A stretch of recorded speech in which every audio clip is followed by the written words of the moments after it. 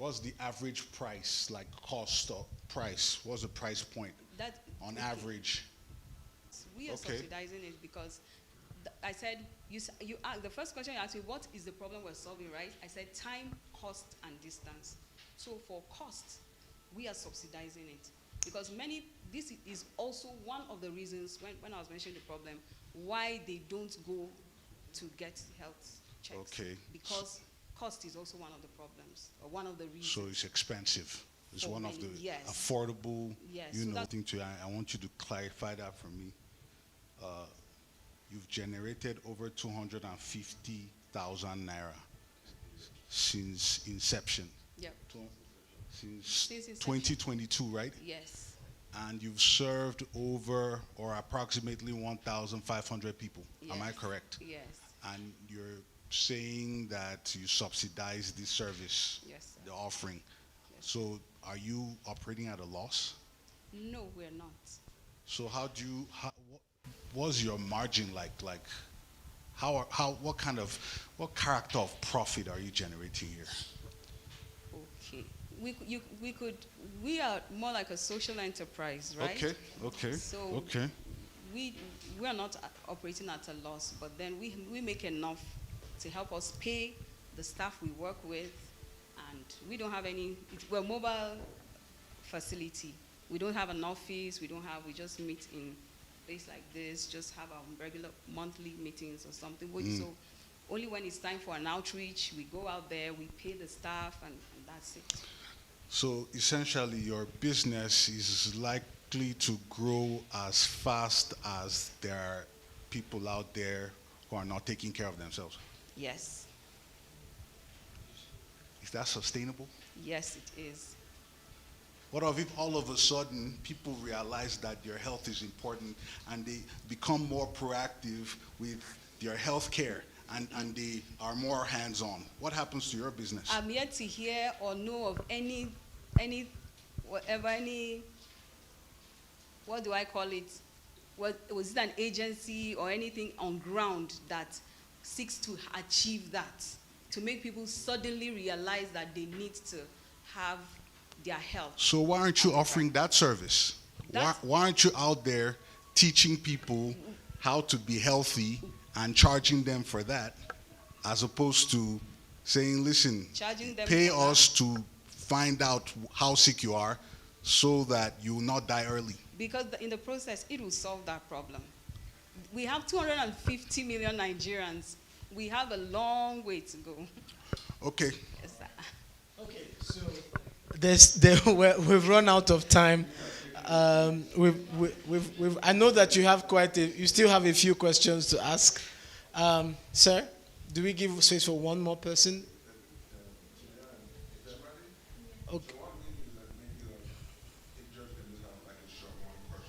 Okay. Okay. So, judges, we have only 3 minutes. We have only 3 minutes, judges, to do everything we have to do. All right. So, Tim. Okay. So, I have a couple of questions. Okay.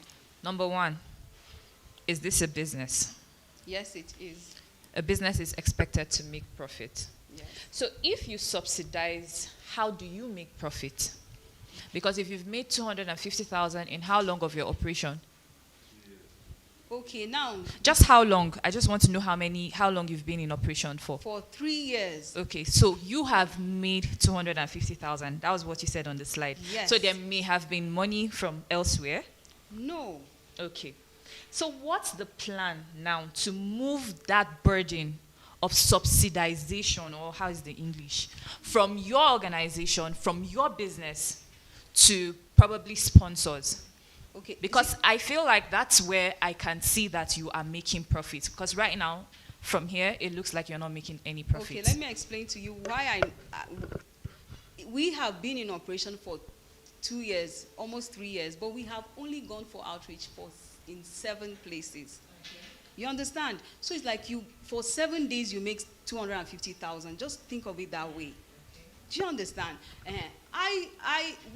We are not going out every day. In a year we go for outreach like twice. So we've gone out 7 times and we made 250,000. That is not a loss. I actually have questions around the same financial sustainability because you said it's a business, not an NGO, Yes. right?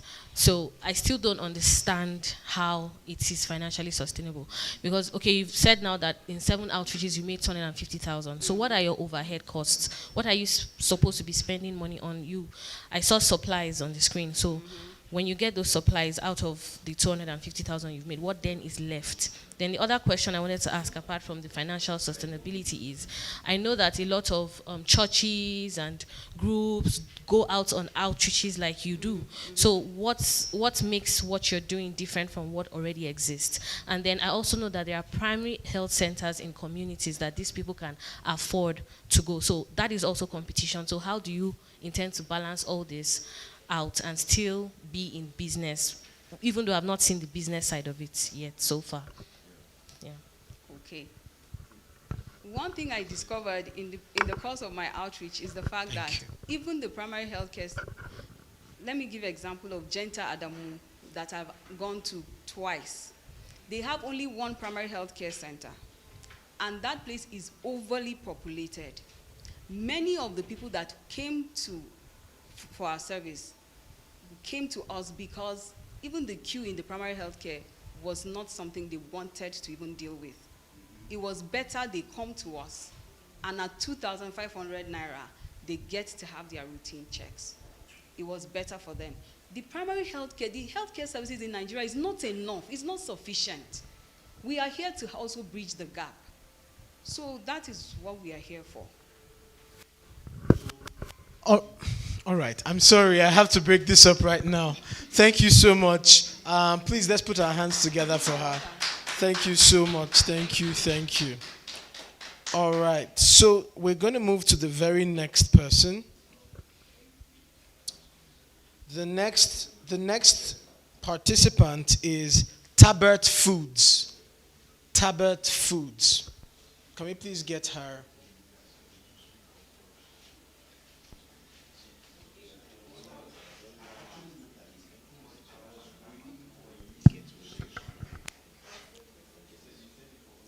Okay, do you have her profile? Okay, what you have is by their names, by their businesses. So that's the business is Tabert Foods. By their names.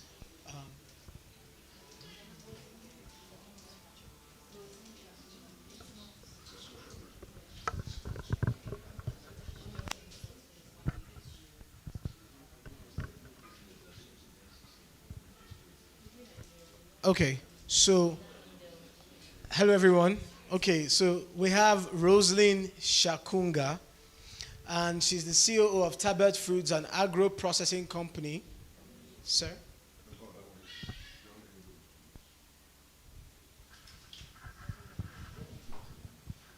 It has changed.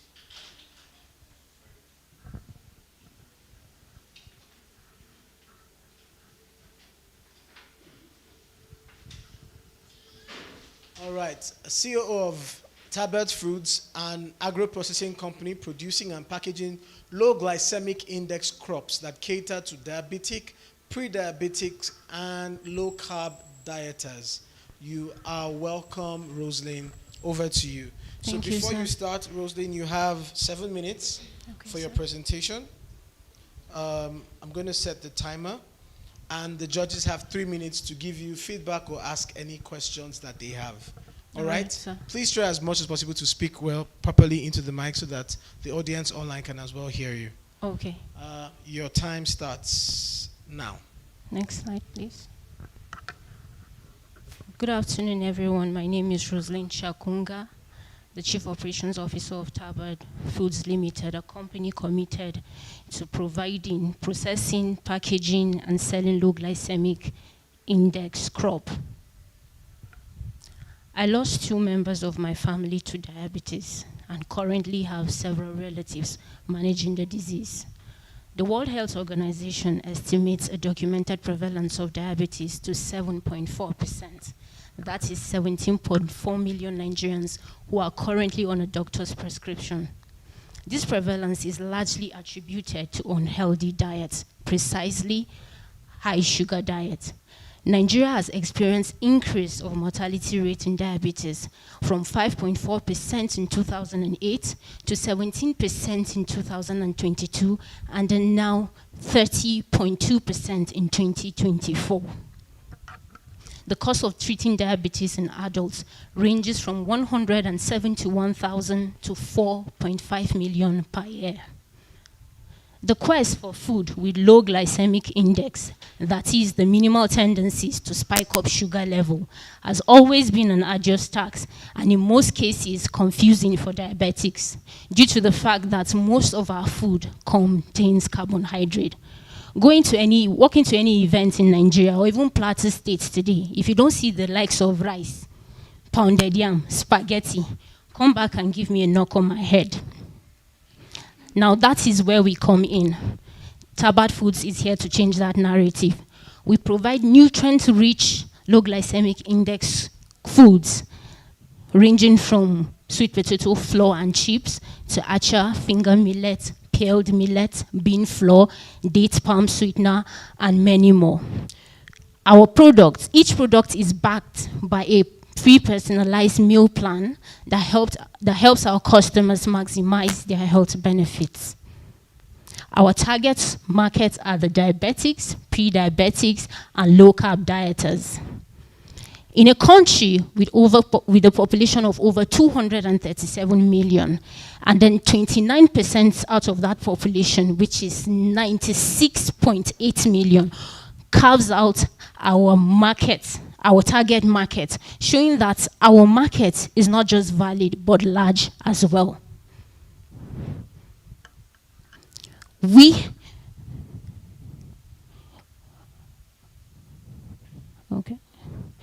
have generated a total revenue of 17.1 million since the inception of this enterprise in 2020, and have helped approximately 1,400 diabetics achieve stable blood sugar level in the past year using our products and the meal plans provided. We sell our products on a B2B and B2C scales in diabetic clinics, religious organizations, financial institutions, higher institutions, and online marketplaces.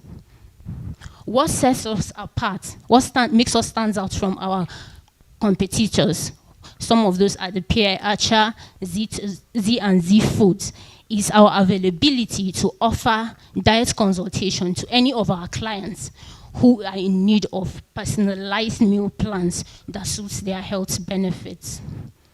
Our team is made up of a laboratory scientists, nutritionists, marketers, financial experts who are passionate and innovative. We intend to be the go-to hub for diabetic safe food combination in Africa, starting with reducing diabetic prevalence by 2% in the year 2026. When we get these funds, we intend to put it into buying of raw materials, processing and packaging of 300 units of our product. That is increasing our production capacity by 30%. And then after selling, it translates into increase in revenue, profit margin, and an increase in the national GDP. But ultimately, reducing the rapid and drastic transition from pre-diabetic to diabetic. Imagine a world where diabetics know where to go, as they are sure that all they buy is safe for them, ranging from food, cereals, even walk into a restaurant that provides diabetic-friendly foods and pastries. That is the world we want to create. Join us as investors, change makers, to build a healthy, long-living, and better-fed Africa. Because in Tabard Foods, we increase the life expectancy of diabetics. It is not just a business, it is a movement. Thank you.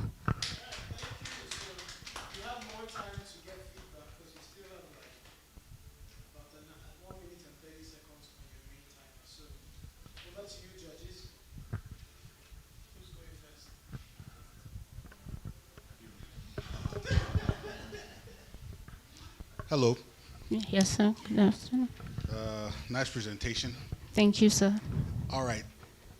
in your presentation, when you're supplying your data, your market data about the number of diabetics out there, you gave statistics on diabetics worldwide and nationwide. Yes. Your business is operational in Jos, right?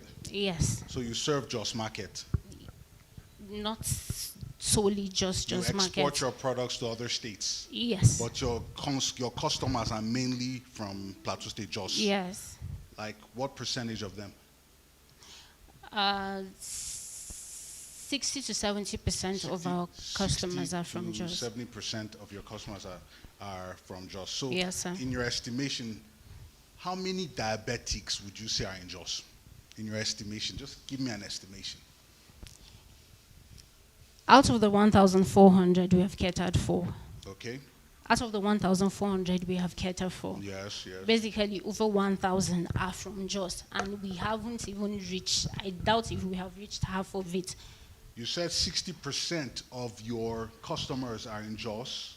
Yes. And you've generated 17.1 million so far. Yes. So since most the of this inception. money is from Jos. Yes, most of the I money is see. from Jos. And you are saying there are 1,000, Over. over 1,000. So they do repeat business with you. Yes. Okay. And they testify that your product works. Most of our customers are based on referrals. I see. So what you're telling me is that when you process food, it's able to control blood sugar. And that is why we have a meal plan. I have a problem. No, you're selling products here. Yes. I have a problem with that. Because when you process foods, you strip it off of fiber.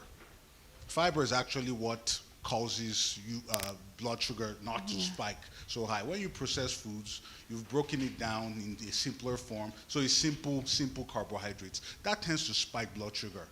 Have you verified that your product is working, or it's just packaging and marketing?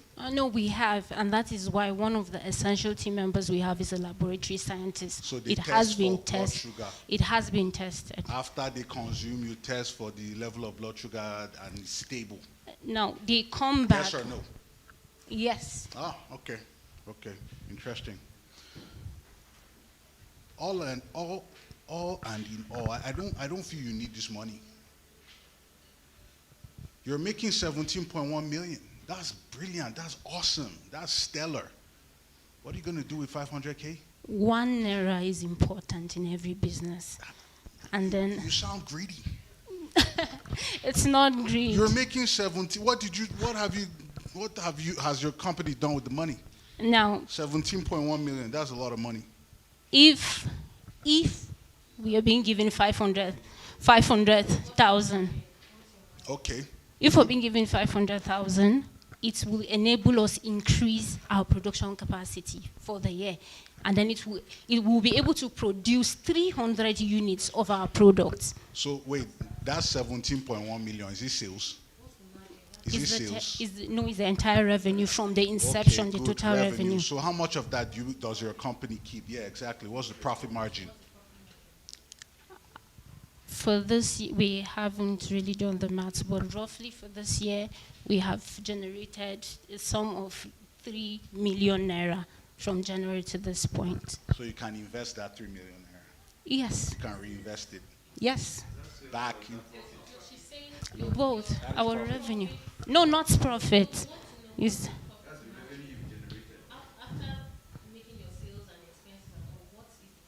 Let me simplify it for okay. you. Please, sorry. So, what's your best-selling product? Dates powder. How much do you sell it? We sell it at the cost of 3,000 naira. What's your profit on it?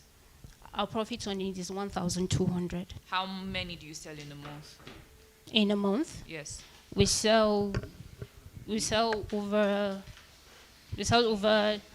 40. So you're making about 48,000 averagely in a Yes, month as yes. profit Just on on dates. just dates. Yes. So in a year, that's about 576,000 naira. Yes, So ma'am. on average, that's the profit that you have Yes, ma'am. on that On that product.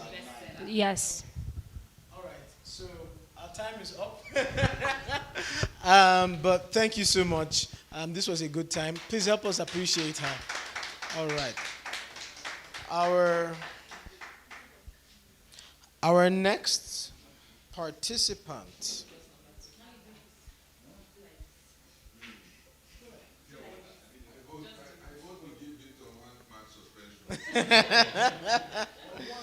All right, so we have Bumblebee. All right. Yeah.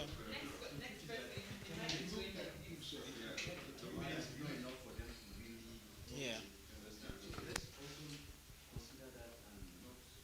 Yeah. So, judges, please, let us stick to one question per judge so that we can judiciously use the 3 minutes and some if they're able to finish their pitch presentation before the allotted time of 7 minutes.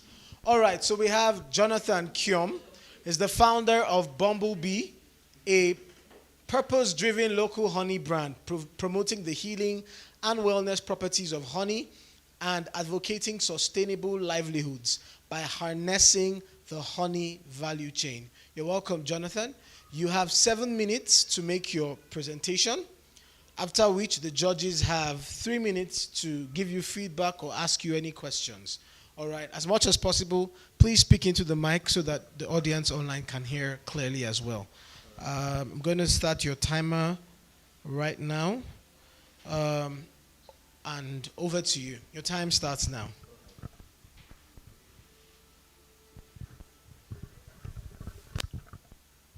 Who we are is our introduction. Oh, please go back. It's a video.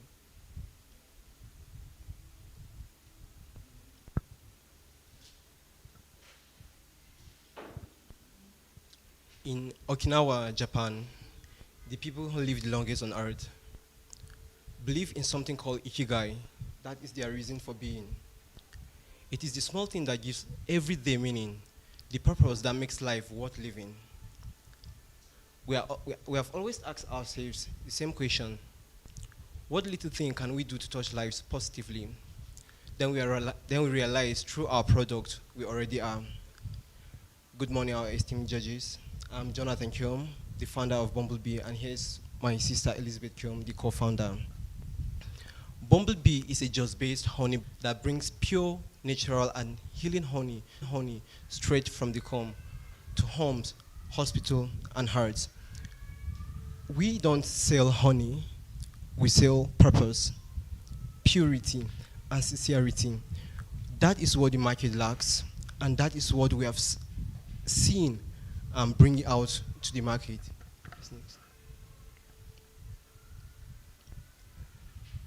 The problem: most of the honey sold in Nigerian market is adulterated, mixed with sugar syrup, molasses, or well known as basankola, or preservatives, which damage the self-preservatives of honey, which can make it last for 100 years, as long as it is well processed and preserved. This not only destroys its health benefit, but also harm consumers, especially patients who rely on pure honey for healing. These problems have led to wasted resources and unmet market potentials. Now, Nigeria is a country that consumes a lot of honey, but the market has been saturated with a lot of honey that is impure, mixed with sugar syrups, molasses, and because of that, there is need for a brand to come and stand out and serve the purpose of making them believe that, yes, they can trust in honey again. Next slide. And as such, we have our product and our service. Bumblebee, Bumblebee solves this problem, that's the problem that we just passed, by producing and packaging 100% pure, hygienic, and unprocessed honey. And this comes directly from the comb that the people need. And because of that, our journey is also to have sustainable beekeeping environment and also empower the beekeepers. Pure natural honey is what we bring to the market. Affordable healthy sweetness. As long as your honey is pure and unadulterated, then the honey retains its sweetness. Every jar we sell is a promise of purity, health, and care, especially for those who need it the most. So we don't just bring honey to you, okay, this is our product, you can go anywhere and buy honey. We care for you. That is why we are here, to give you the best of what you want. Please, next slide. Target customer: families who are seeking pure, healthy honey for daily use, hospitals and pharmacies using honey for healing and immune support, health and fitness enthusiasts value natural energy and wellness products, retail outlets and supermarkets who are stocking trusted, locally produced brands. And now, knowing our target customers, this gives us edge over other competitors who are out there in the market who do not care for the customers, but rather they care for their own benefit, and that is not why we're here. Please, next. Market opportunity. Nigeria's honey market is valued at over 25 billion naira. Yet, over 70% of honey is sold. 70% of honey sold is impure or imported. And Nigerians consumes over 400,000 tons of honey annually, yet produces less than 10% of that demand. People want pure local honey they can trust, especially health-conscious families, hospitals and pharmacies, wellness and skincare brands. Now that's where Bumblebee comes in, to thrive and be a part in meeting the market's demand, as it is one of the best places in Africa to run a honey business due to its local origin and highland floral. Just is the best place. Now, based on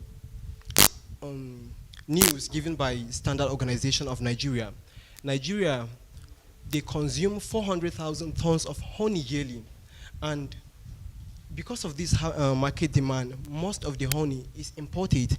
We even produce less than 10%. Now, what happens when we come into the market? We are already here to meet the demand. Just like Robert Greene says in the 48 Laws of Power, Sun Tzu said in The Art of War, when there is chaos, then there is an opportunity.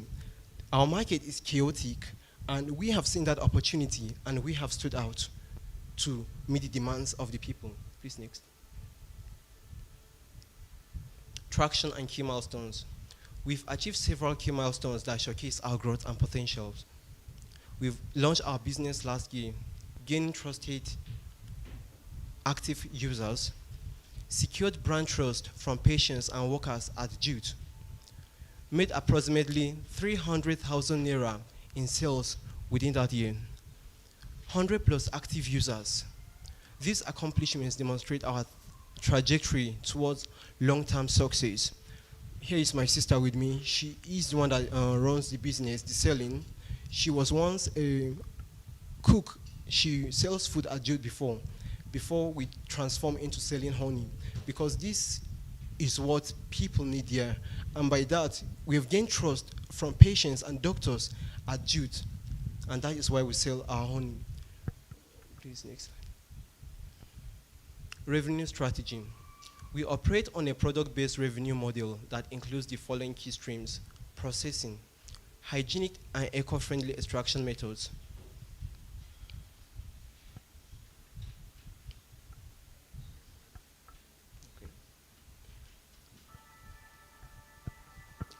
time's up. Okay, so now, all right. And now, with the 500,000 naira, if we gain, we are sure that we can make up to, within 3 years, our traction within 3 years, we can make up to 15 million naira in profit, because numbers don't lie. In her first sale, she made 30,000 naira of sale. The second day, 28,000 naira of sale. And we started with a price of 80,000 naira, and within the first 2 and 3 years, we can make up to 15 million naira. Thank you. Thank you so much. Please just appreciate Jonathan. Judges, now. All right, sir. Over to you.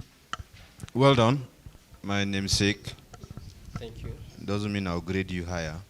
But I think your presentation was okay, and there's a good market potential. I'm not going to ask you any questions, but I'll just encourage you that, like you said, there's not a lot of pure honey in circulation. And if you're able to stick to that niche, then I think there's a good market potential for you. Thank you. Thank you.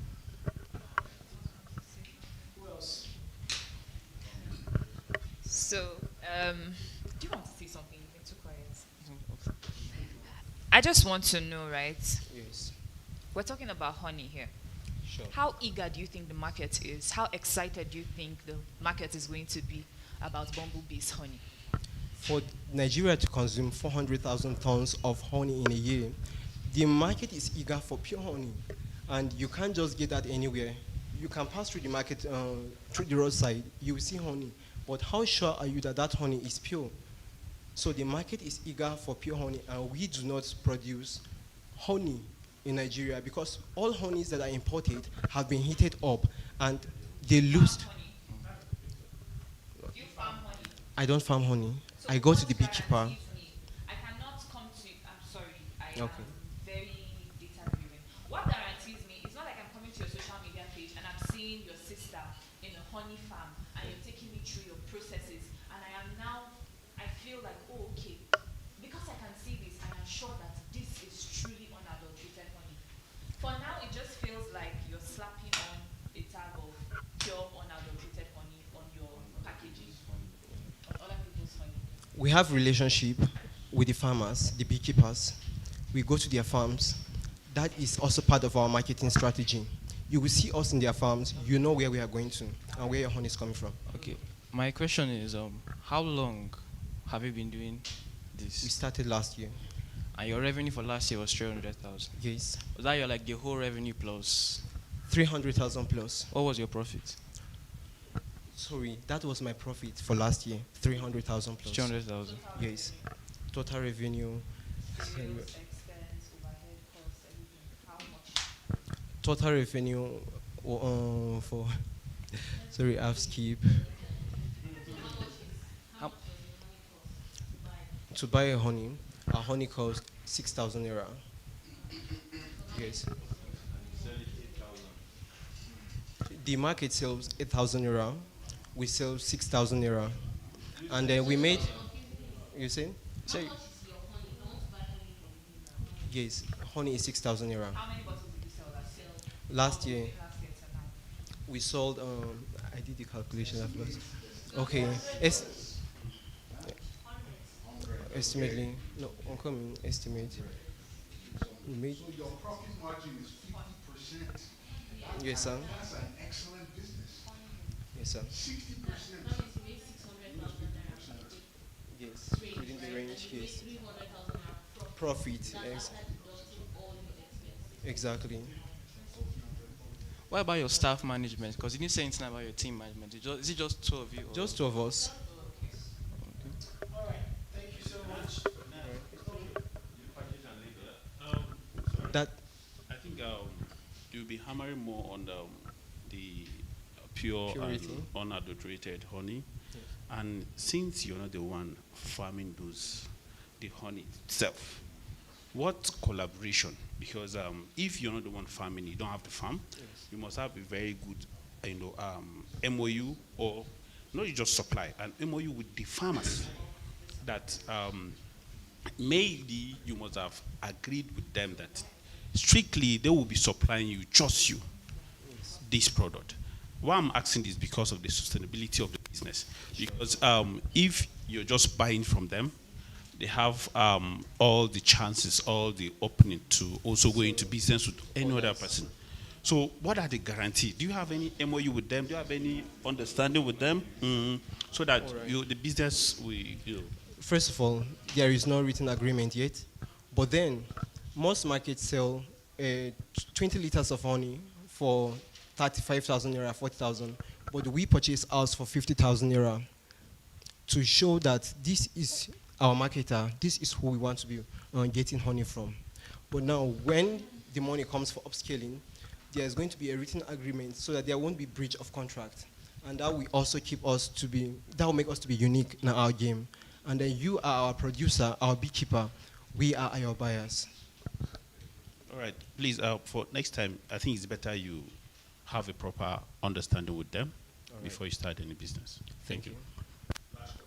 Yes, sir. Thank you very much. Thank you. Let me ask you this. You plan on generating 15 million next year, Yes, right? sir. That's the next year we plan on In generating sales. You plan on generating That's sales. the third year. 15 million for the third year. Let's say next year, what you All plan right. on generating? How much? Yes, sir.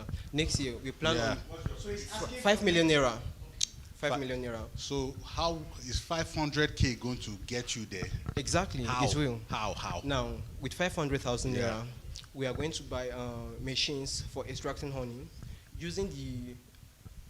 That's the Going process. to buy machines. No, there is a honey pressant that brings out more honey. How You about the raw material? Like that is what makes the sales, not the machines, Yes, sir. right? So Yes, how are you sir. going to make 5 million from 500K when you spend the 500K on machines and not on raw materials like honey? The machine cost 100,000 plus. Okay. Yes. Now we will get more jars of honey, Mm-hmm. and the machine will aid this thing on processing to be faster. The market needs honey, and so we have more people to meet and reach out to. 5 million in sales Five- divided by 5 million in sales divided by 6K. That's No. like 8,333 units, bottles of one one liter honey. or 4 ounces. Yes, sir. We also plan our branding and also increasing Yeah, so our it price. means you need more money. Yes, sir. So 500. 500,000 is okay. So We how are you going to calculated get the that. rest? First of all, we are If going you- to brand. We will need jars. Now, You're the not Nigerian. listening, you're not listening. 500,000 naira. You need Yes, more sir. money to make 5 Sir. million next year. 500,000 naira will give us that amount because I've made the calculations. Okay. This Oh, is the. all right. We'll have to break this up. Sorry. We're already eating into the time of other participants. But thank you so much, Jonathan. Well done. Well done to you too, ma'am, on Bumblebee, and we wish you all the very best. All right. So the next participant, please just appreciate them. Please. It's not easy. Mr. Victor is the if you watch Lions Den, I think he's playing what's the name of the, yeah. All right, so the next one is live media. Live media. All right, so I'm going to just read your brief. Iposu Mardia. I apologize if I've mispronounced the name. You can pronounce it when we give you the mic. But she's the CEO of Live Media, an innovative startup offering affordable, high-quality live streaming services for events and businesses, bridging technology and storytelling to engage digital experiences. You are very much welcome. You have 7 minutes for your presentation, after which the judges will have 3 minutes to give you feedback or ask you questions. I would give you signal from where I am to let you know that you have 1 minute more, and then I will come forward when your time is up. I wish you all the very best and take care. Good day, everyone. My name is Iposu Mardia, and I'm the founder of Life Media. Life Media is a digital brand that helps just bring events to the world. It helps us stream. Life Media is a streaming business that helps us show the local talent of Jos to the outside world, because a lot of events happen in Jos and most of them don't get to the people outside the room. It just has a problem of visibility issue. There are a lot of talents in this state, but a lot of them start, they don't get to see maybe sponsors or a bigger brand or let me say a funding that will make them be to the outside world, because they don't see a lot of, because they don't get to be seen. So live streaming helps to bring business, events, startups to the main world.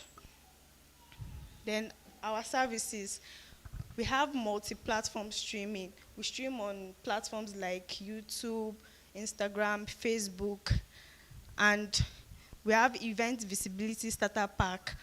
We combine live streaming with post-event content creation.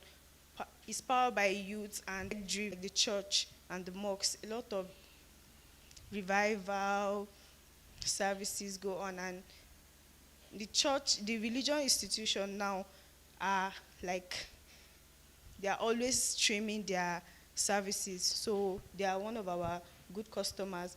And the small medium enterprises and startup, young business that needs visibility, digital visibility to be seen, because a lot of people now, like Nigeria has 140 million internet users, so a lot of people are online now to see things. Online business is the one that is moving now. So schools and educational events, schools stream their graduations, and creative and entertainers, young startups like young tech startup and entertainers like the upcoming artists need streaming to have visibility. And the market opportunity, just alone host hundreds of events monthly, like religion programs, wedding, conference, university events. And our streaming is cheaper, scalable, and instantly global.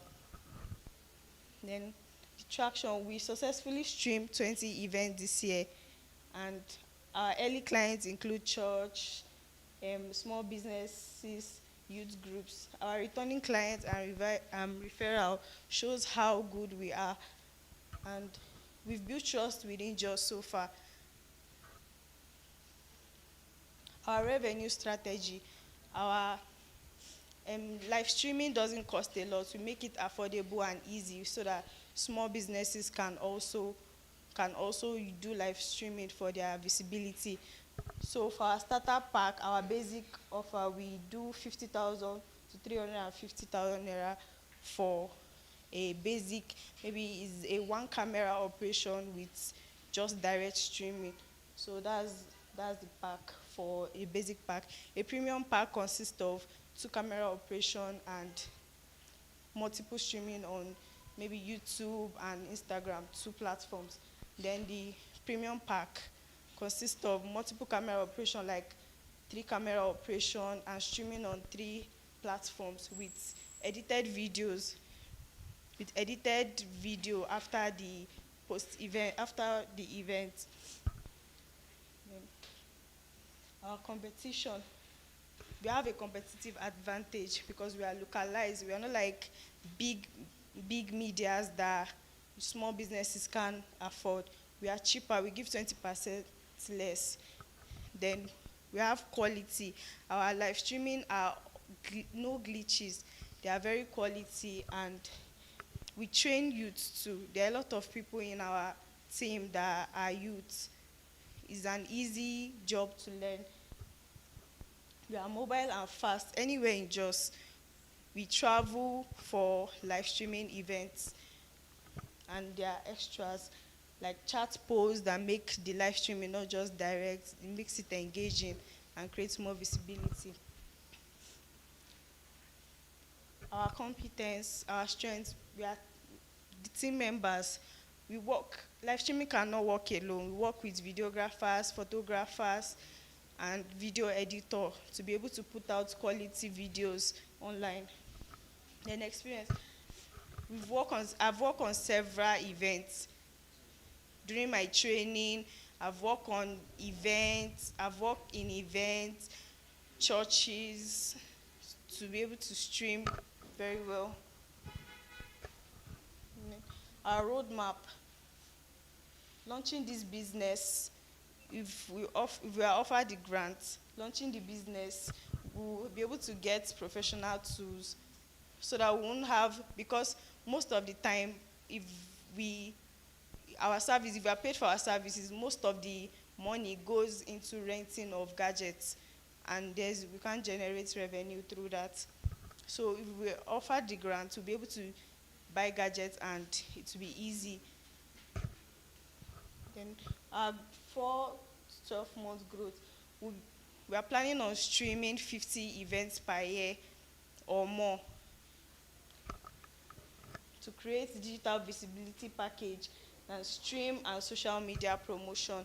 And we are going to train 5 youths within 4 to 12 months, and expansion within 2 to 3 years. We'll be able to go beyond just maybe Abuja or Bauchi. All right, your time is up. Yeah. Thank you very much. Please, can we put our hands together? All right, judges, questions, thoughts. I knew that Jeff would be the first hand up because I'm also interested in this. So you said you offer a live stream package. Yeah. Where do you mainly post on Instagram or YouTube? My life. Yeah, We've not created a page yet. you don't have one yet. Yeah? I don't have one yet. I'm about to be in business and we start on Okay. Let me just ask you this question. Have you heard of Discover Jaws? No. They do what you're doing, actually. Like, they do more of what you're doing presently. So you're bringing an idea that has already started from someone that already started and has gone way far. And they have engagements, like thousands of followers and subscribers. Yeah. So you're bringing in an idea or something that already started. And I just want to ask, actually, why is your own cheaper? It's because a lot of young businesses in Jos here are not able to stream their events. A lot of young businesses in Jos here are not able to stream. They don't have money to stream their events by patronizing those big medias that are already streaming. Okay. So I'm doing, yeah. That's So why why I'm should doing somebody cheaper. like call you to host the event or to make it go live stream? Because if I'm paying a bigger company Yeah. for, and I'm sure I'll get engagement, Yeah. and I'm paying you and I'm not sure I'm getting engagement, what's the difference? Why should I? Well, we are going to create a page that will boost engagement, or we use their already made page, the business's page, to live stream, which they already have engagement, but we are working on that. Yeah. Thank you. I'm a small business owner, Yeah. and I have to choose between the example you gave, like Discover Just to promote Yeah. my event, or live media. What is the proof? How am I going to? How do I know that? The uniqueness in what we are doing is we don't just stream. We do ads for businesses. Yeah. Okay. Oh, I'm mixing. Okay.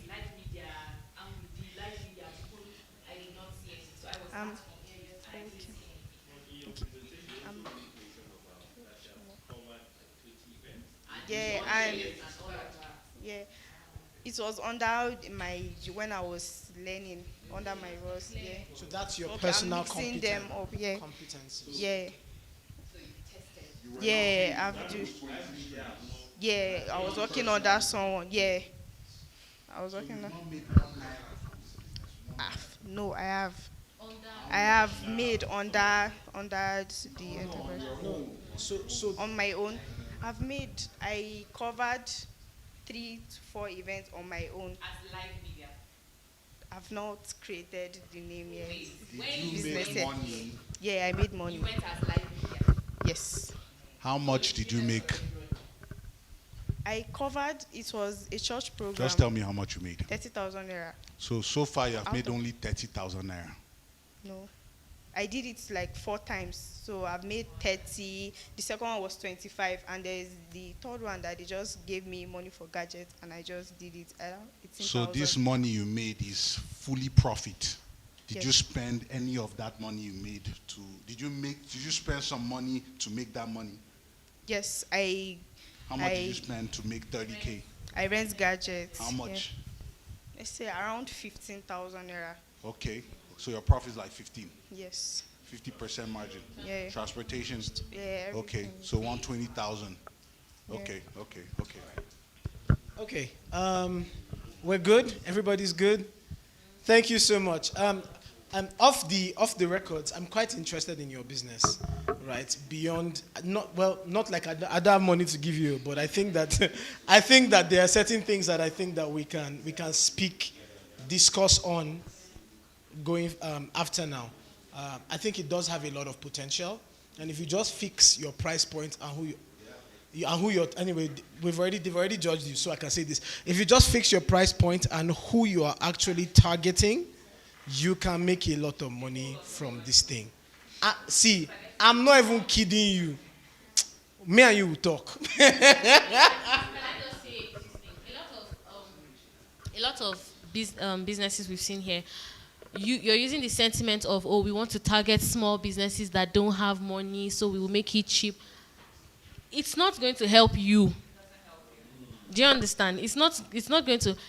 You can have them as maybe part of your target audience, but if you're going to be sustainable as a business, okay, let's just do a little math. If you're going to make 10,000 naira profit on an event, how many events would you host in a month to keep you afloat? Before you make 200,000 naira, you have to have streamed 20 events. Do you understand what I'm trying to say? I have a business called Tad's Kitchen. It's still considered a very small business. The governor's son just got married a few Saturdays ago, or last week Saturday, right? Would you rather stream for Tad's Kitchen or stream for the governor's son? Answer. Will the governor's son take you seriously if you come with a proposition of 30,000, 50,000, or 100,000 naira? All right. Thank you. Like I said, anyway, I'm even going to be interacting with you guys going forward on the what's it called, the post pitch interactions. Okay.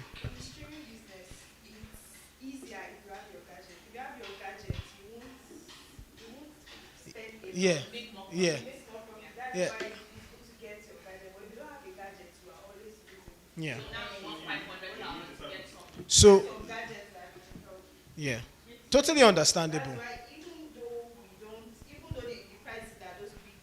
If big medias give their prices, they earn, like, let me say ×4 because they already have the gadget. So without me with the gadget, I'm still earning, but it's just that it's not much because I don't have the gadget. So if you rent somebody's gadget and somebody pushes you and you fall down and their gadget cracks, how do you pay for it? Yeah. Yeah. All right. Yes. Thank you. Well done. Please, let's appreciate her. Thank you so much. Okay, this is picking up quite well. Our next participant is Nanuval Multibiz. Nanuval Multibiz. All right, you're welcome. This is Nanret Yoila, designer and creative entrepreneur, founder of Nanuval Multibiz, a handcrafted beaded bag brand that empowers women to express their individuality and personal style through unique and artful designs. You're welcome, Nanret. You have 7 minutes to make your presentation, after which the judges will take 3 minutes to respond to you, which is 10 minutes in total, and then they'll grade you accordingly.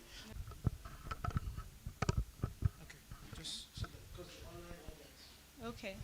Yes, so my name is Nanret, and I'm the founder of Nanuval Multibiz. I create handcrafted beaded bags, and I also create custom pieces that are personal to the lady. So I started this business 5 years ago. I started practicing on my own, and then 3 years ago, I turned it into a proper business.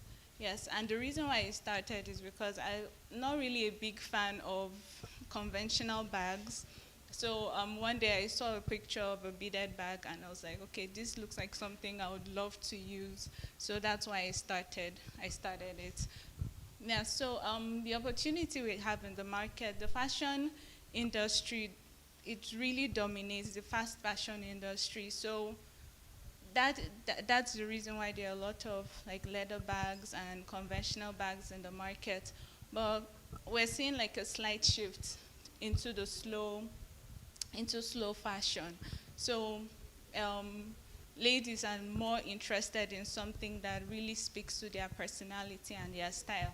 So beaded pieces is also driving the global market. So I feel like that's a good opportunity, and that's where we come in.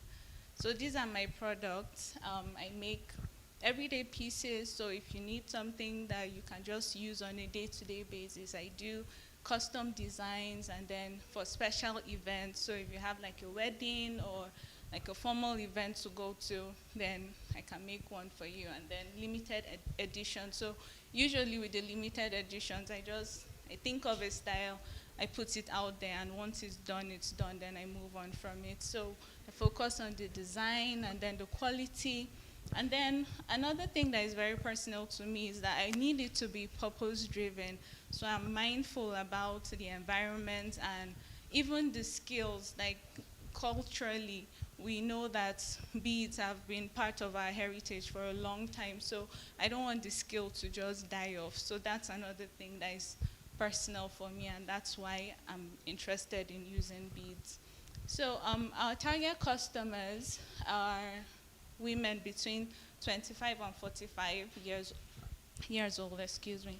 So I find that they gain traction in the global market, and this is like just a graph to depict what's actually happening. So the first graph, it's a research they did last year, that's 2024, and then the projection to 2030, and we see that it's a very steep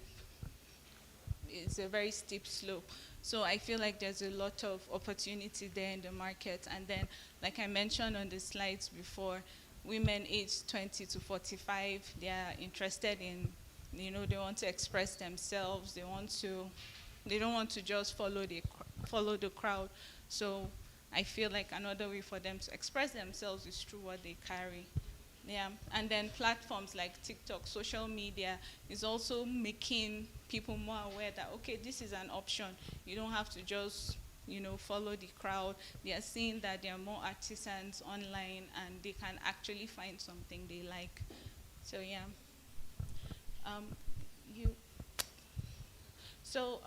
This is a revenue strategy. I usually sell directly to customers. So I post something online and somebody sees what they want, or they want to, like customize it to their own style or to their own personality. So I sell directly to customers. And then I also attend trade fairs and exhibitions. That actually helps me puts me on the market so that people can see that, okay, this is an option for them.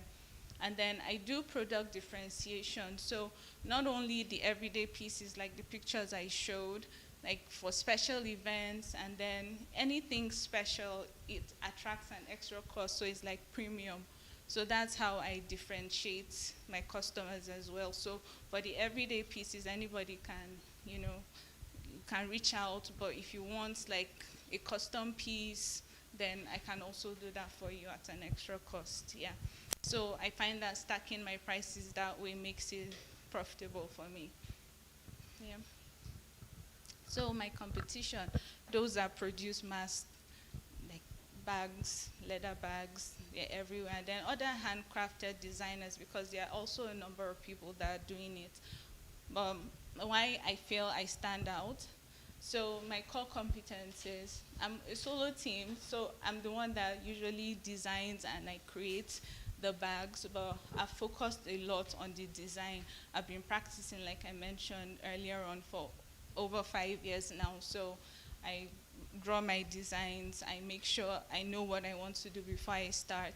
then I focus on the quality as well, because another reason why I shifted from fast fashion, like what is already in the market, is because I find that quality too is lacking. So if I'm able to do or create my own bags and put in the time and the effort, the quality too should speak for itself. So I want it to be sturdy. And then personalization, I offer that. So it's not just what me I want to, put in the market. My customers can reach out. It can be something as simple as, okay, include my name or my own initials as an accessory, and I'll be able to do that for you. And then, like I said, purpose-driven. I feel like beads are a part of our heritage as well, and then the skills. So I don't want it to just die down. So it's something I'm really passionate about. And yeah, I want that to be included, like with the designs as well. So all right, your time is up, but we can give you an extra 30 seconds to just okay. Roadmap quickly. This is the last slide. Yeah. So I hope to actually scale up. I'm the only one doing it right now, but with training, even if it's just 1 or 2 more people, I think it will go a long way in, reaching more customers. Yeah, so now currently I can make maybe 5 bags a month by myself, but I feel like with 1 extra hand I can make 10 or even 20 bags, depending on the design, because it also, it depends on the design. And then strategic marketing, I want to actually be out there to create more awareness that this is an option for people. So yeah. Yeah, and then e-commerce. Yeah. Thank you. Okay, judges, over to you. Any questions or comments, feedback? I wasn't going to say anything because I know her personally, so I wasn't going to say anything. But you are the first person so far that has mentioned marketing. Sorry? You're the first so far that has mentioned marketing. And I had a question. I was like, okay, so if you're focusing on design and on quality, by the time you've done all of that, what then is the plan to market it? Because you may be the best, but we would not know the best. We'll only know the available, right? Yeah. So I want to know what the plan is for marketing, Okay. and how crazy you're willing to go to market your business. Okay, I think marketing is a huge deal, because like we even learned recently, it's nice if you have the product and you like it, it's beautiful, you're seeing it, but if you're not selling it to any customer, then it's just a passion. So marketing, like now we have platforms like I mentioned, social media, TikTok, WhatsApp, that's what I'm currently doing. But I think to scale it up is to like e-commerce websites like Shopify, for example. That's a platform I want to explore, because that will take my customers from just people around me to the global market. So that's something I want to do. All right. That's a very good presentation. Thank you. But I meant to understand that you said in a month you'll be able to produce 5 bags. Yes. And you've been into this business for 5 years, right? Well, I started practicing in business 3 years. 3 years. Yeah. So can you help me with how much will it cost you to produce a bag? Okay, I actually had that slide, but it was skipped. Okay, yeah, do you my have it? traction slide, yes.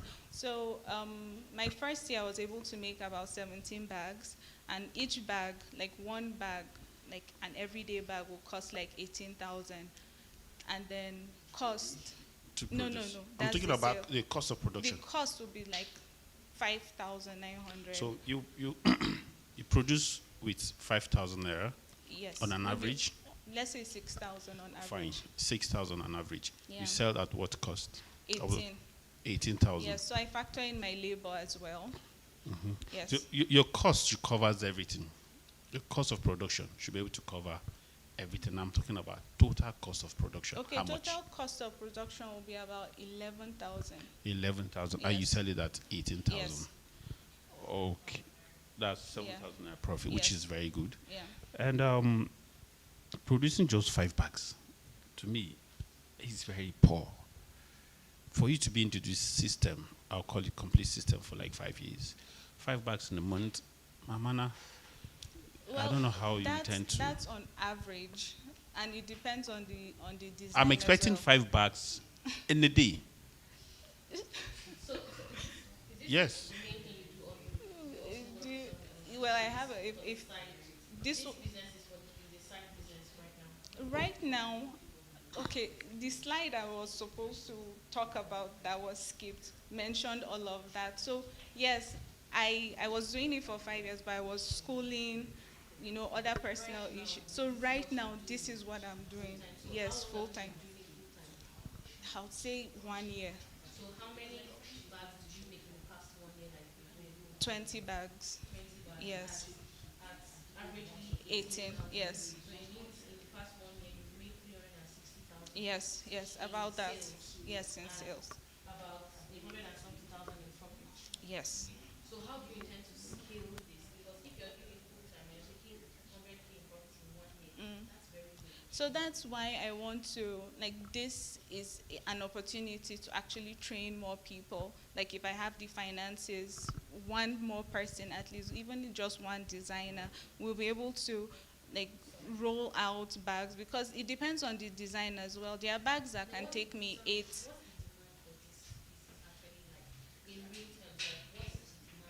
The demand, girls, for example, like me, like I mentioned myself, I don't.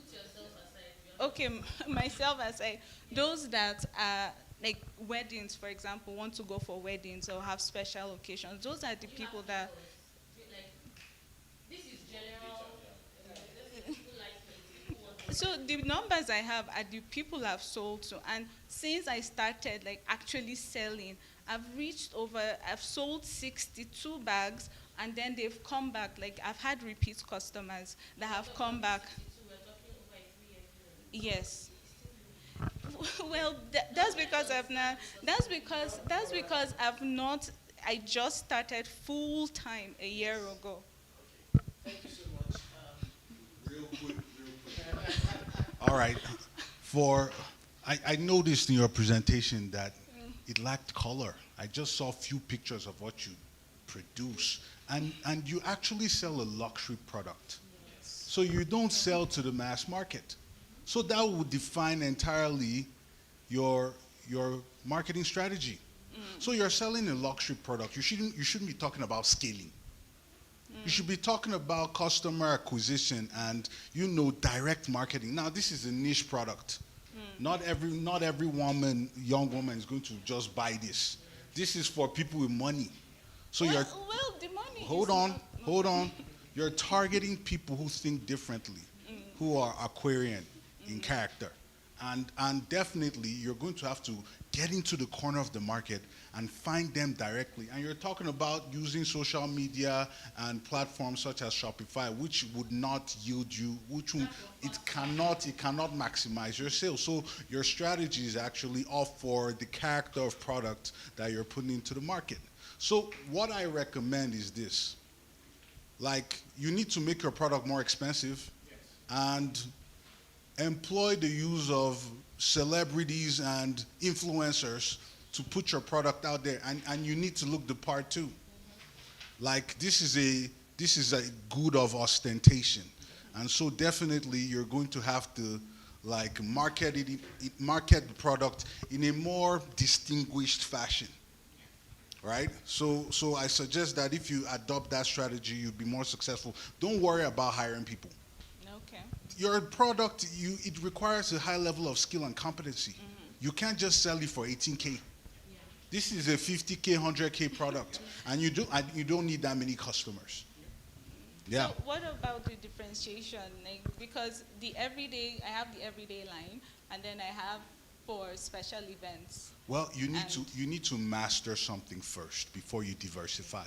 You need to have a target market, people who know you personally, who are your friends, a community. Build a community. Get your hands dirty, right?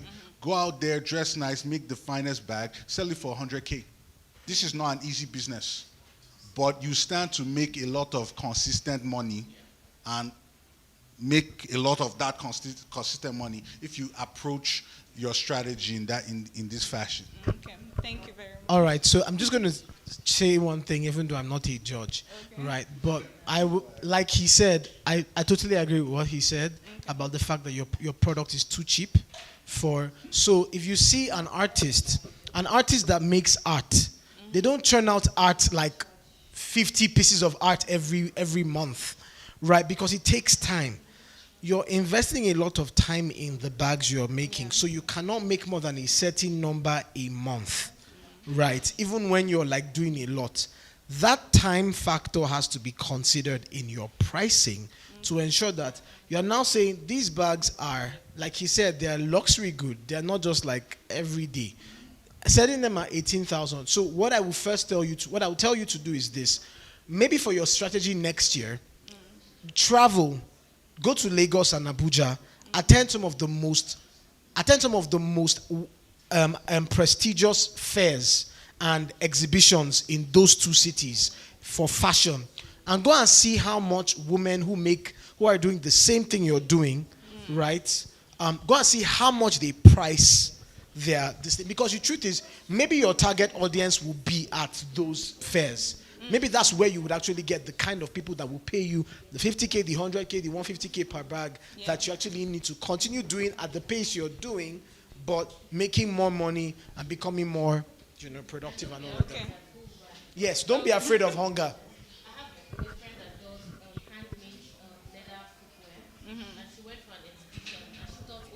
So expensive because our footwear goes from 45,000, 50,000 per piece, and the exhibition she went, they literally wouldn't buy from her because it was too cheap.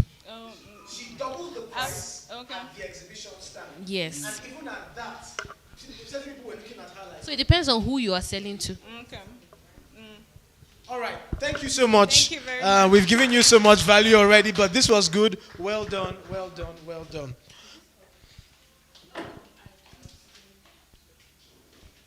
All right, so the next.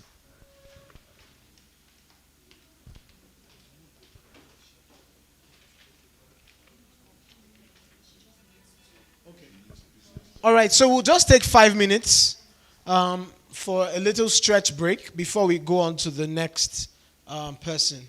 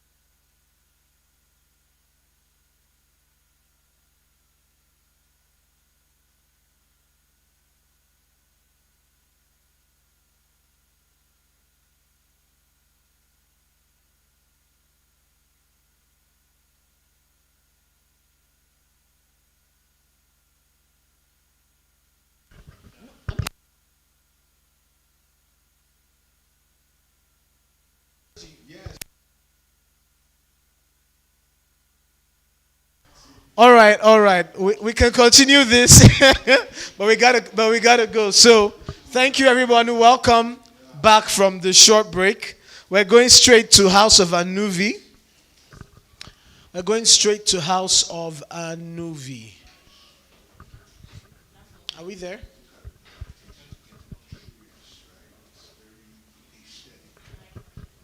What's that?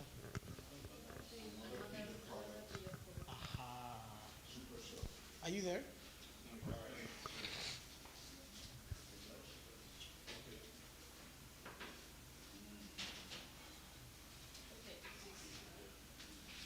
Oh, she brought samples. All right, we're waiting for her profile.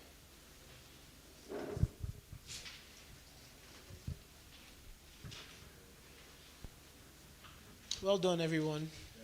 It's been an engaging event. I'm loving all the feedback. I think that if everybody takes the feedback and puts it in, it would actually make a world of difference, even beyond just the money, the monetary gift. All right, so we have Victoria Temitope Adeyeye. I hope I got that correctly. Biochemist and public health advocate, founder of House of Anuvi, a fashion brand specializing in bespoke handcrafted accessories that celebrate craftsmanship, confidence, and the modern African woman. Welcome, Victoria. You have 7 minutes for your presentation, after which the judges have 3 minutes to give you feedback or ask you questions, which is 10 minutes in total. As soon as I turn off this mic, I will start off your timer. Good luck. Thank you. Good afternoon, judges. My name is Victoria Temitope Adeyeye, and I am the founder of House of Anuvi. House of Anuvi is a handcraft fashion brand that specializes in exclusive jewelry collections for fashion brands that are centered on originality and creativity. Now, House of Anuvi started off as a small business that had the passion for individuality, for creativity, for innovation. And today we are evolving into a fashion brand that services other businesses. So here's the problem. Many fashion brands, especially in the mid-tier sector, face the problem of differentiation. This means that a lot of brands are selling the same products that their competitors carry because mass-produced products dominates the jewelry market. So, and also the new customer base, which is made up of the Gen Z and millennials, are more into sustainability, want to connect with the businesses beyond just the jewelry. But this offers an opportunity for us here because we can help fashion brands through exclusive collections to position themselves as premium, as purpose-driven, as innovative and sustainable. Our products are 100% handmade, and our creative media is very versatile, allowing us to incorporate cultural designs into our pieces while still keeping the modern and minimalistic designs. Our target customers, we have the primary, which are the fashion brands, boutiques, women fashion retailers, and the secondary, which are style conscious and fashion conscious women of the age to 20 to 45. The market opportunity, the Nigerian jewelry market is valued at 1.95 billion, with a growing interest in handmade and sustainable crafts. And the trends that are coming up are sustainable, ethnic-based, and innovative. Our traction, over the past years, we have sold over 50 handcraft pieces with positive customer feedback and have really been able to build ourselves in terms of sustainability. Our revenue strategy is to reach out to over 10 to 20 fashion brands per year, and the business model is actually a white label business model, so we offer to design and create exclusive collections for businesses. Our competition is mass-produced jewelry and of course the local handmade jewelry that sell retail. And how we are better is that we offer exclusive branding. Our products are very lightweight and durable. Our craftsmanship carries story in it, so it's not just offering bland, generic jewelry, but things that carry story that the customer base can resonate with. Our core competence, I've started this business since 2017 and have been honing my craft as a crochet designer and jewelry designer. And my team vision is to train local women as artisans to be able to meet the growing customer demand. My roadmap, if I were to get the 500,000 Naira grant, it will be used to procure materials and tools, branding and packaging, marketing and ads, training and support, and product development. Thank you.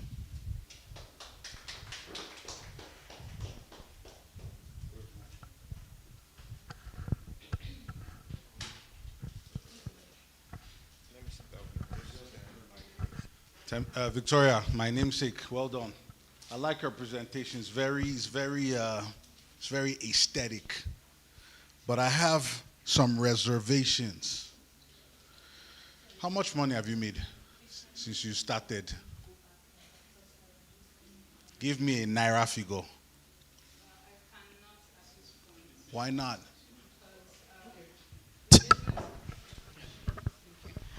Because this is actually, I'm pitching it as a business model that I want to. You've not made money? Yes.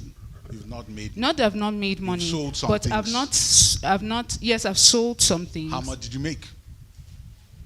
Let me All say. the things you sold, how much came into your pocket?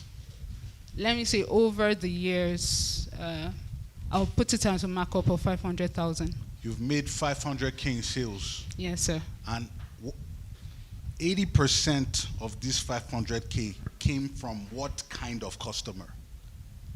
It came from selling personal. What kind of customer? Describe the customer. Okay, the people who bought from you. Describe them. 80%. Teenagers. Teenagers. Youth, yes. So teenagers used your money to buy your product? Yes, sir. Or did your parents buy for them? No, they used your money. So your product is not expensive? No. It's cheap? It is. On average, what's your price point? 500 Naira upwards. 500 Naira. So you're producing for a mass market? Yes. Mass market, mass produced products. I noticed that you import some of your stuff from Turkey and China. No, I said the competition is mass produced from China and Turkey. But yes. You make high quality handmade products. Yes, all sourced locally. All right. So now, you sell these products mainly through the internet or directly? How have you generated most of your sales? Most sales have come directly. So you go to places, you stock them, retail? No, I don't stock. Talk to people? Yes, I talk to people. Do show and tell? Yes, Okay. on my WhatsApp. Friends refer to other friends and all that. All right, all right. You keep records in your business? Yes, sir, I do. Okay, so you generated how much in sales last month? I did not sell anything last. Sorry, can I explain something? No, don't explain. Just tell me if you sold anything. Okay, I last didn't month. explain it. I didn't sell anything. How about the previous month? None. I've not sold anything this year. Okay. Yes. All right. Sorry, I have to play catch up with your slides so that I know what to ask you. What is your why? My why is being able to help people, its story, its personality. For me, it started off as being able to own things that were not common. So, and that was what I noticed, that was the drive for a lot of jewelry wearers as well. They wanted pieces that were personal, that they didn't see on other people. Okay. Yes. So my next question is, when you look at this new model that you want to start, which is white labeling, so you're making pieces for me to put my business name on it and sell as mine. When you look at this, how many of these products, on average, how much does it sell for? On average, it sells for 1.5 upward. Okay, and you make a depending profit of on how much? Designs. I make a profit of about 60%. So let's work with the average. What's your average that you sell? What's the average product you sell? The one, your bestseller, how much is it? The best seller is 1,000. Okay, so you make 60%, so your profit is like 600 naira. All right. So when you're selling to a white labeler, how much of your product do you need to sell that you feel will now meet your personal needs, meet the needs of your team, and then still have room for you to scale? Because I want to be able to hear how you intend to sell that number. Okay, so for me, the business is not just sales of the product per se, but being able to continue being their designer. So it's actually design and create. So design, we are going to also focus more on designing product for them, which would be on monthly subscriptions, yearly subscriptions, yes. Yes, yes. So I'm like an outhouse, not like an outhouse, outsourced, yes, designer. So you're going to make money from more money from outsourcing than from creating a product And selling, yes. But that's not what your presentation mentioned. So I'm a little confused. Anyway, I have another concern because you said your products are 100% sourced locally and handcrafted. But what you're wearing, the hook is it locally produced? No, because you have to be careful when you're using those terms. Okay, like the hook is not locally produced, but it was bought here. Yeah. Okay. I'm speaking based on what I heard you say. Okay. So I'm saying use your words like carefully, and then also what she said. If you're looking to produce for resellers, right, and it's handcrafted, right? So how many of these products are you able to even produce if you're going to be, producing for people that will now resell?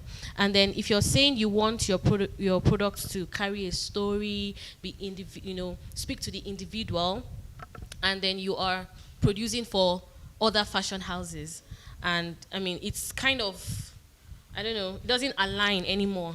Okay. Do you understand what I'm Yes. trying to say? So you still need to look at your why, like she said, the model you want to adopt, and even the financial sense of it, right? Your price point, the product, the profit margin, is it going to make financial sense in the long run, right? And then I'm just looking at your designs, they are kind of similar. Like, they look alike to me, what I saw on the screen, what I see you wearing. So where is the uniqueness? And do you understand? So these are my...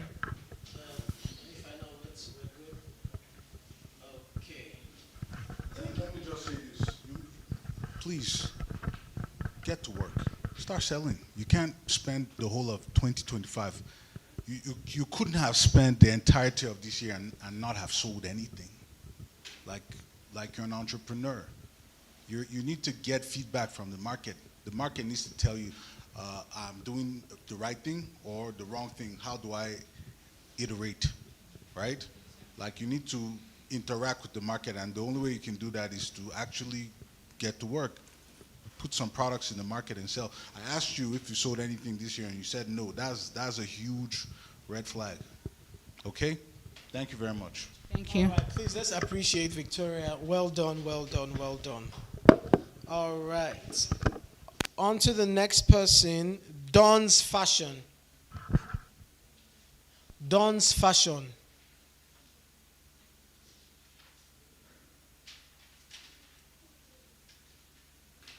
Dawn's Fashion.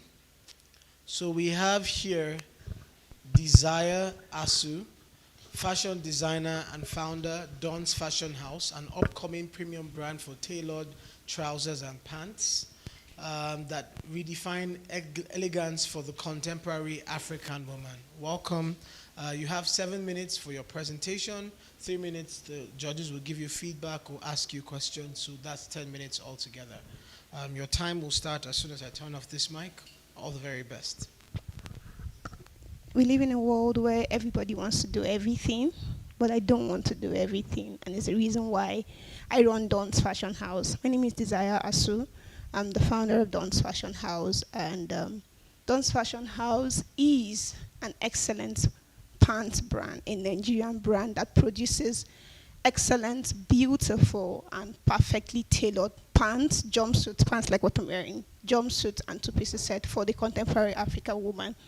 Our story is unique because even though we began as survival, we have transformed and evolved into a purpose-driven brand that celebrates the African woman and her uniqueness. We understand that she has a need for excellent pants, and we seek to satisfy that need. So we stand out in the pieces that we create every now and then. Can I have my slide, please?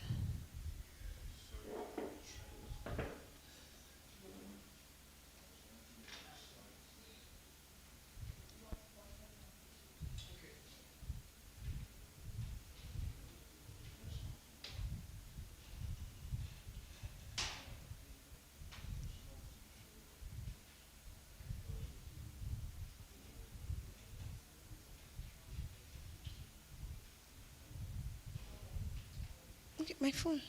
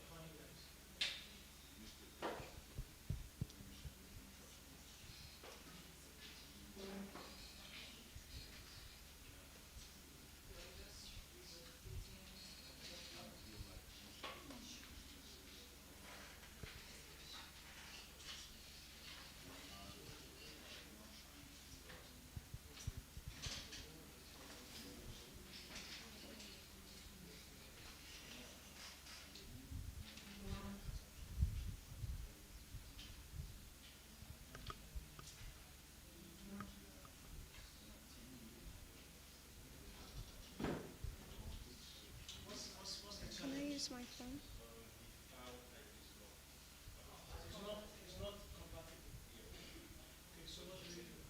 I have it on my phone. I have. Can I use my phone? Oh,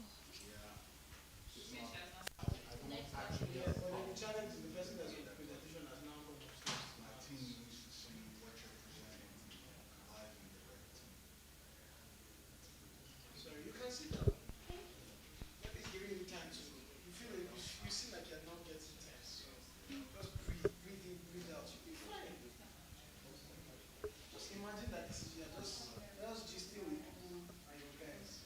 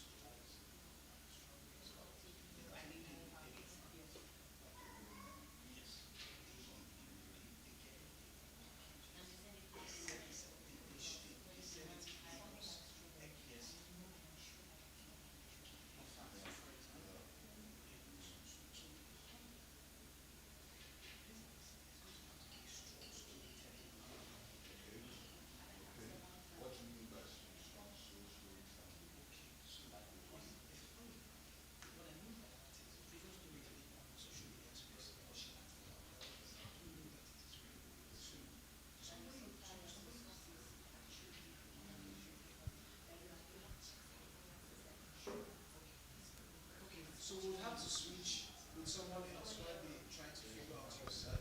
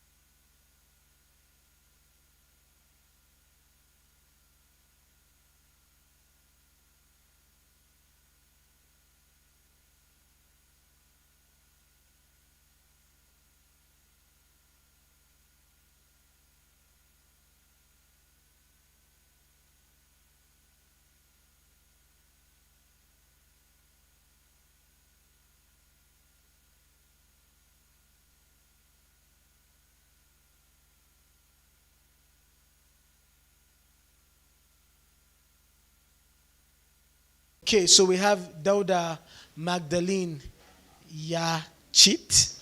Okay. Accountant, innovator, and sustainability advocate, founder of Neem 360 Organics, a pioneering enterprise with a vision to transform neem trees into high-value organic fertilizers, pesticides, and wellness products. Welcome, Yachit? Yachit. Yachit, okay.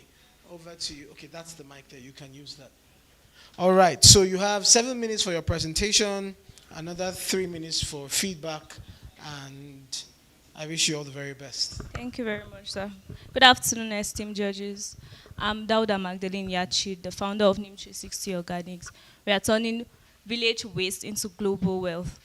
Neem 360 Organics is a company that is transforming neem tree, Africa's most underutilized natural resources, into highly demand organic products for agriculture and wellness. Next slide, please. The problem we are solving, why are we building Neem 360 Organics? Farmers rely solely on chemical fertilizers and pesticides, which affects our crops, affects the crops we produce, and it affects the humans in turn, because what we eat, because it's produced of chemical fertilizers, it affects the health. And consumers and families also use synthetic skincares that are made of chemical base. That you will agree with me that a lot of us, before coming here, we used either a cream or Vaseline, which is chemical based, and it affects the skin, which causes a lot of health issues. That is why we said, okay, let's come together and make Neem 360 a highly organic, natural, organic product that will solve both chemical fertilizers problem and skincare, cosmetics, and wellness problem. So the market opportunity, the market is there, is the product that is scarce. We have about, agrochemicals in Africa is about $7 billion. That's the market, yes, the market, $7 billion worth. Yes, so we have for organic agriculture and wellness, it exceeds $3 billion.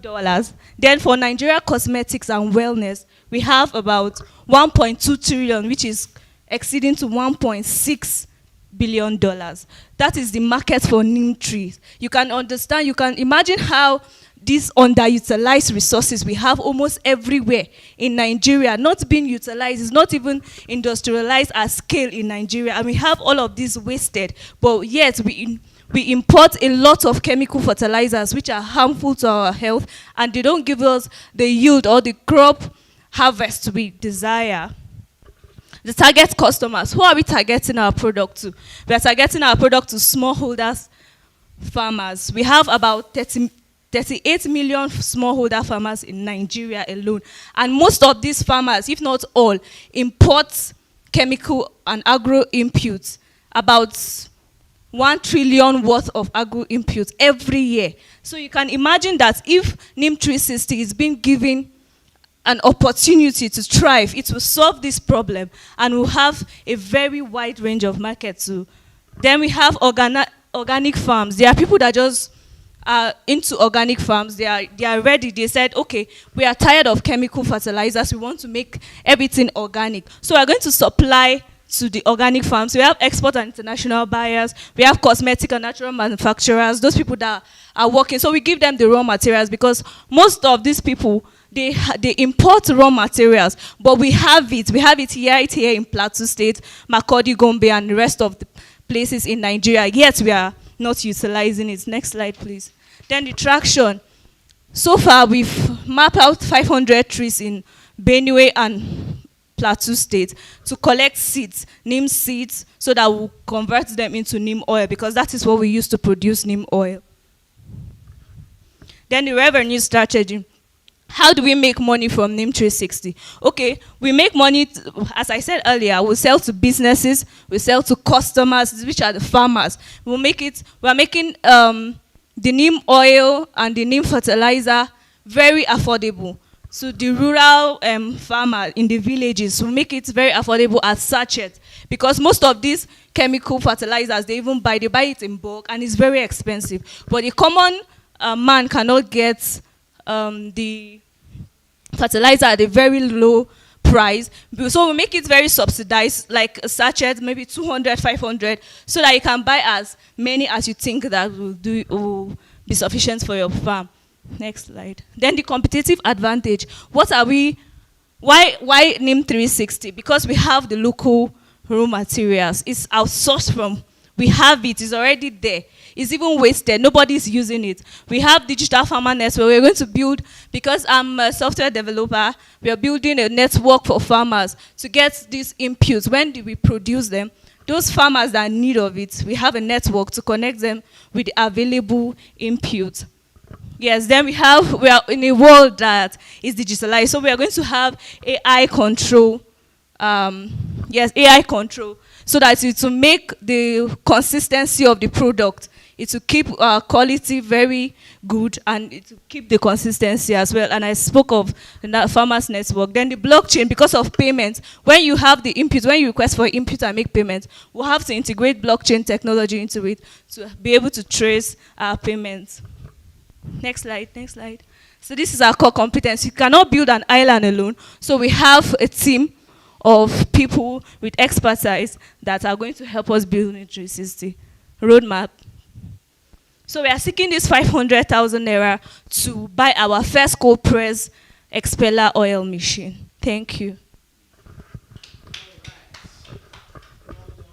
Thank you, sir. You judges, she has a little more time because she finished earlier than her 7 minutes mark. Well, that's a very beautiful presentation. Thank you, sir. I love the confidence.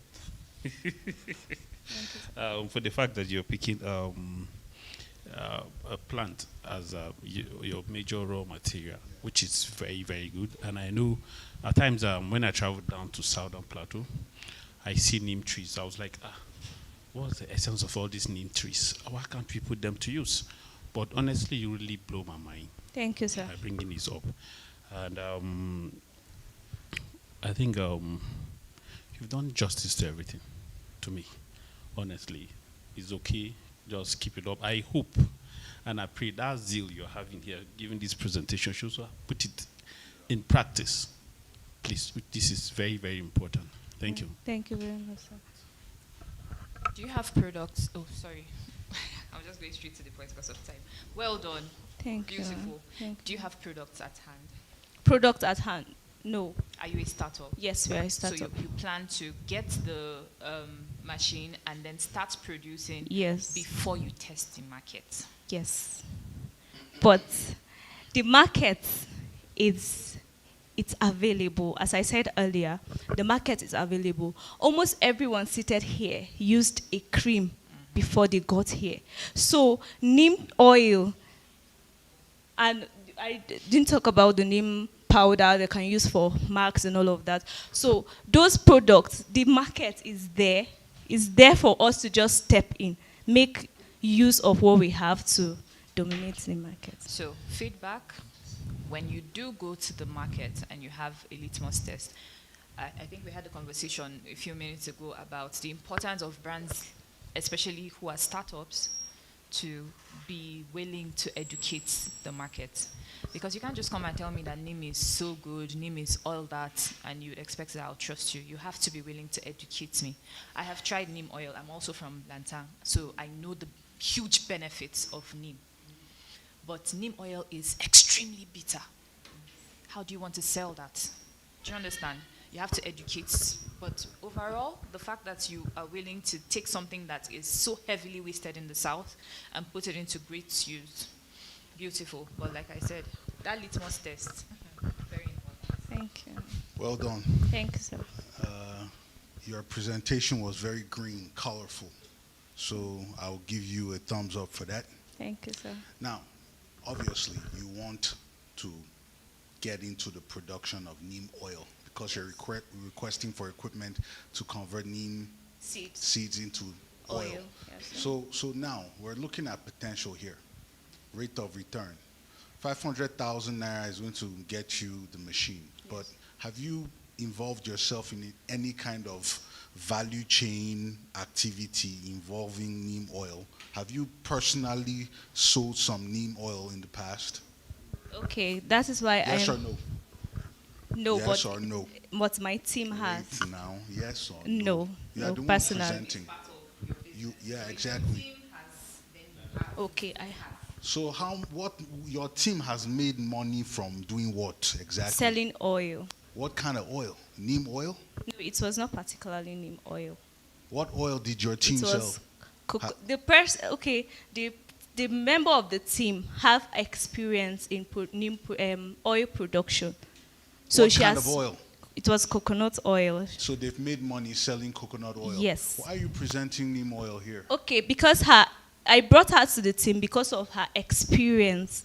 Okay. Yes, with All oil right. extraction. So now you want to sell neem oil? Yes. Sir. Oil, right? Yes. You don't want to sell cream made with neem oil. You want to sell the neem oil. Yes, the neem oil. What can I do with neem oil? Okay. What am I able to do with the oil? Okay, that is why I said we are selling to customers and we are selling to business. So for customers, farmers are primary target. So neem oil is used as pesticide control. You spray to your farm, and those chemical pesticide control we use, they kill, there are bacteria that allows the... Understood. How many farmers do you know right now? Yes, sir. Who are prepared to purchase your neem oil the moment you produce it? I've spoken to quite a number of farmers in Lantang North. They are prepared to purchase from you right now. How many farmers? How many farmers? Okay, estimate of 20. 20? Yes. In what quantities are you going to sell to them? I'm going to sell not very large quantities because a lot... Be specific. Yes. Be specific. Okay, it depends on the quantity of the farm. You're not sure. At what rate will you sell it at? I'm going to sell it at 2,000 naira. For a liter of neem oil? It's not a liter. For We're going to sell like 500 kg. In grams, sorry. Yes, sorry, grams. It's Yes, a small bottle. yeah, but that's not sufficient for farm use. So that is You why want I it in said it gallons, right? Okay, in gallons, because they are scared of the pricing, like how expensive, and they just want to test it. Do you understand? They've not used this before, so they don't want to get it in bulk. They want to try it first. What if it doesn't work out for them? How is the business going to be sustainable? It will work out for them. You seem very. All right. I need to bring some. Jeff, your hand was up. Do you still have your question? Okay, he asked it. Okay, so. Because you mentioned that a lot of people, you said something about a lot of wastage and how people are not using neem oil. But there are companies, actually already established companies, that use neem for their production, sell neem oil in fertilizer, powdered form. So please do your research. Yes, I said wastage because where I come from, nobody is using it. So it's still wasting. That's why I want to utilize it from there.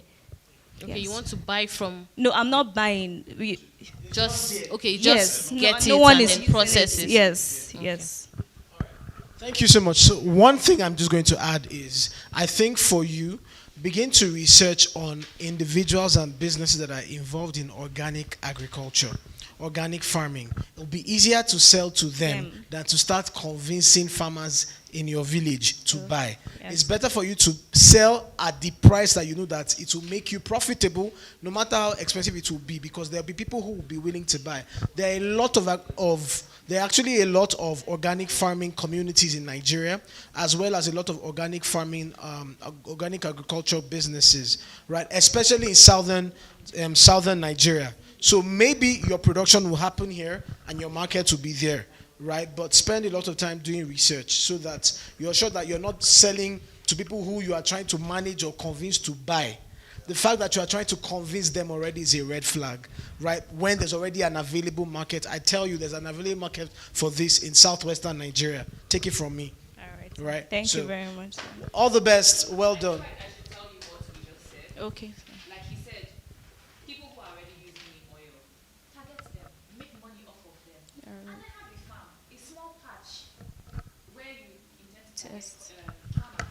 Your farming is you're using your neem oil as a fertilizer. They are seeing it. And they are seeing it. You're making yield from using just neem oil as, and I will not come and tell you cut soap for me. Do you understand? Yes, sir. That's the litmus test. They can see it live and they will come to you. Alright. But for now, when you need to make money, target those who are already using neem oil.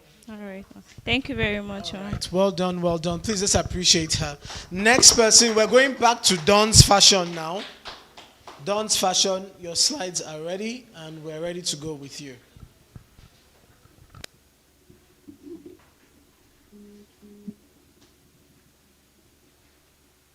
All right. So, over to you. That's the mic. So I began by saying the other time that we live in a world where people want to do everything, but I don't want to do everything. And it's the reason why I'm bent on ensuring that Dawn's Fashion House grows. My name is Desire Asu, and I run Dawn's Fashion House. Dawn's Fashion House is a Nigerian fashion brand that is focused on designing excellent, perfect, and beautifully tailored pants.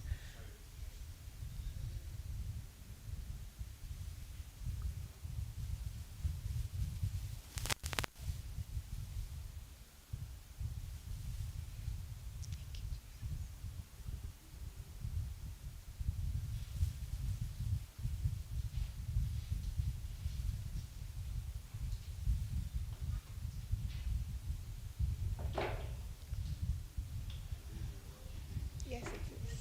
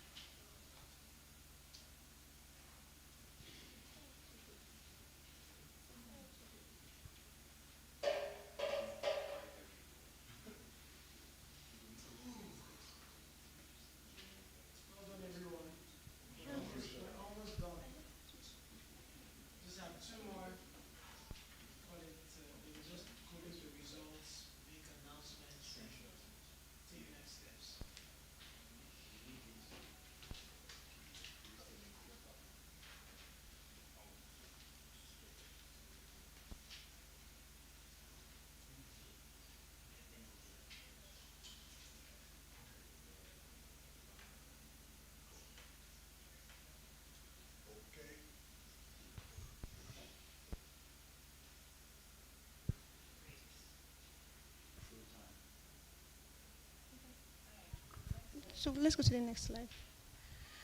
So Don's Fashion House is a Nigerian fashion brand that specializes in creating excellent, beautiful, and perfect pants, jumpsuits, and two-pieces set for the contemporary African woman. Our story is unique because even though we began as survival, we have evolved to a purpose-driven brand, and that's what I love about my brand.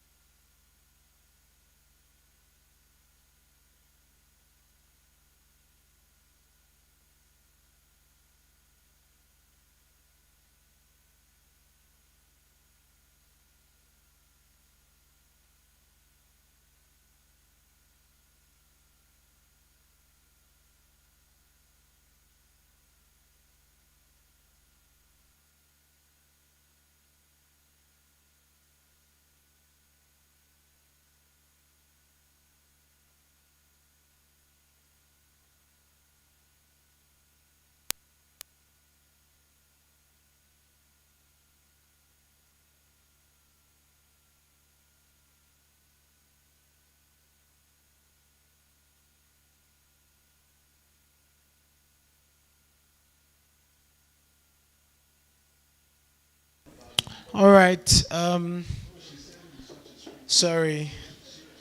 We've paused your time so that you can. I just want to sound like marriage pitch.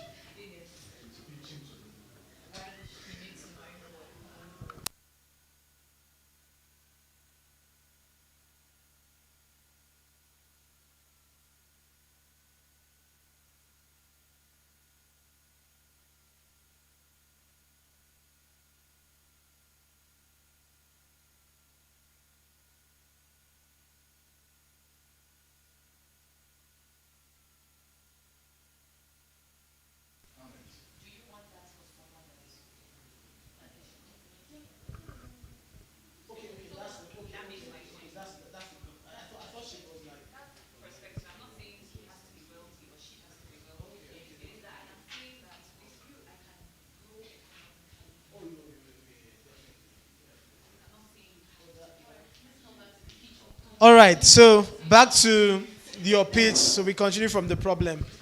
All right, so problem and opportunity.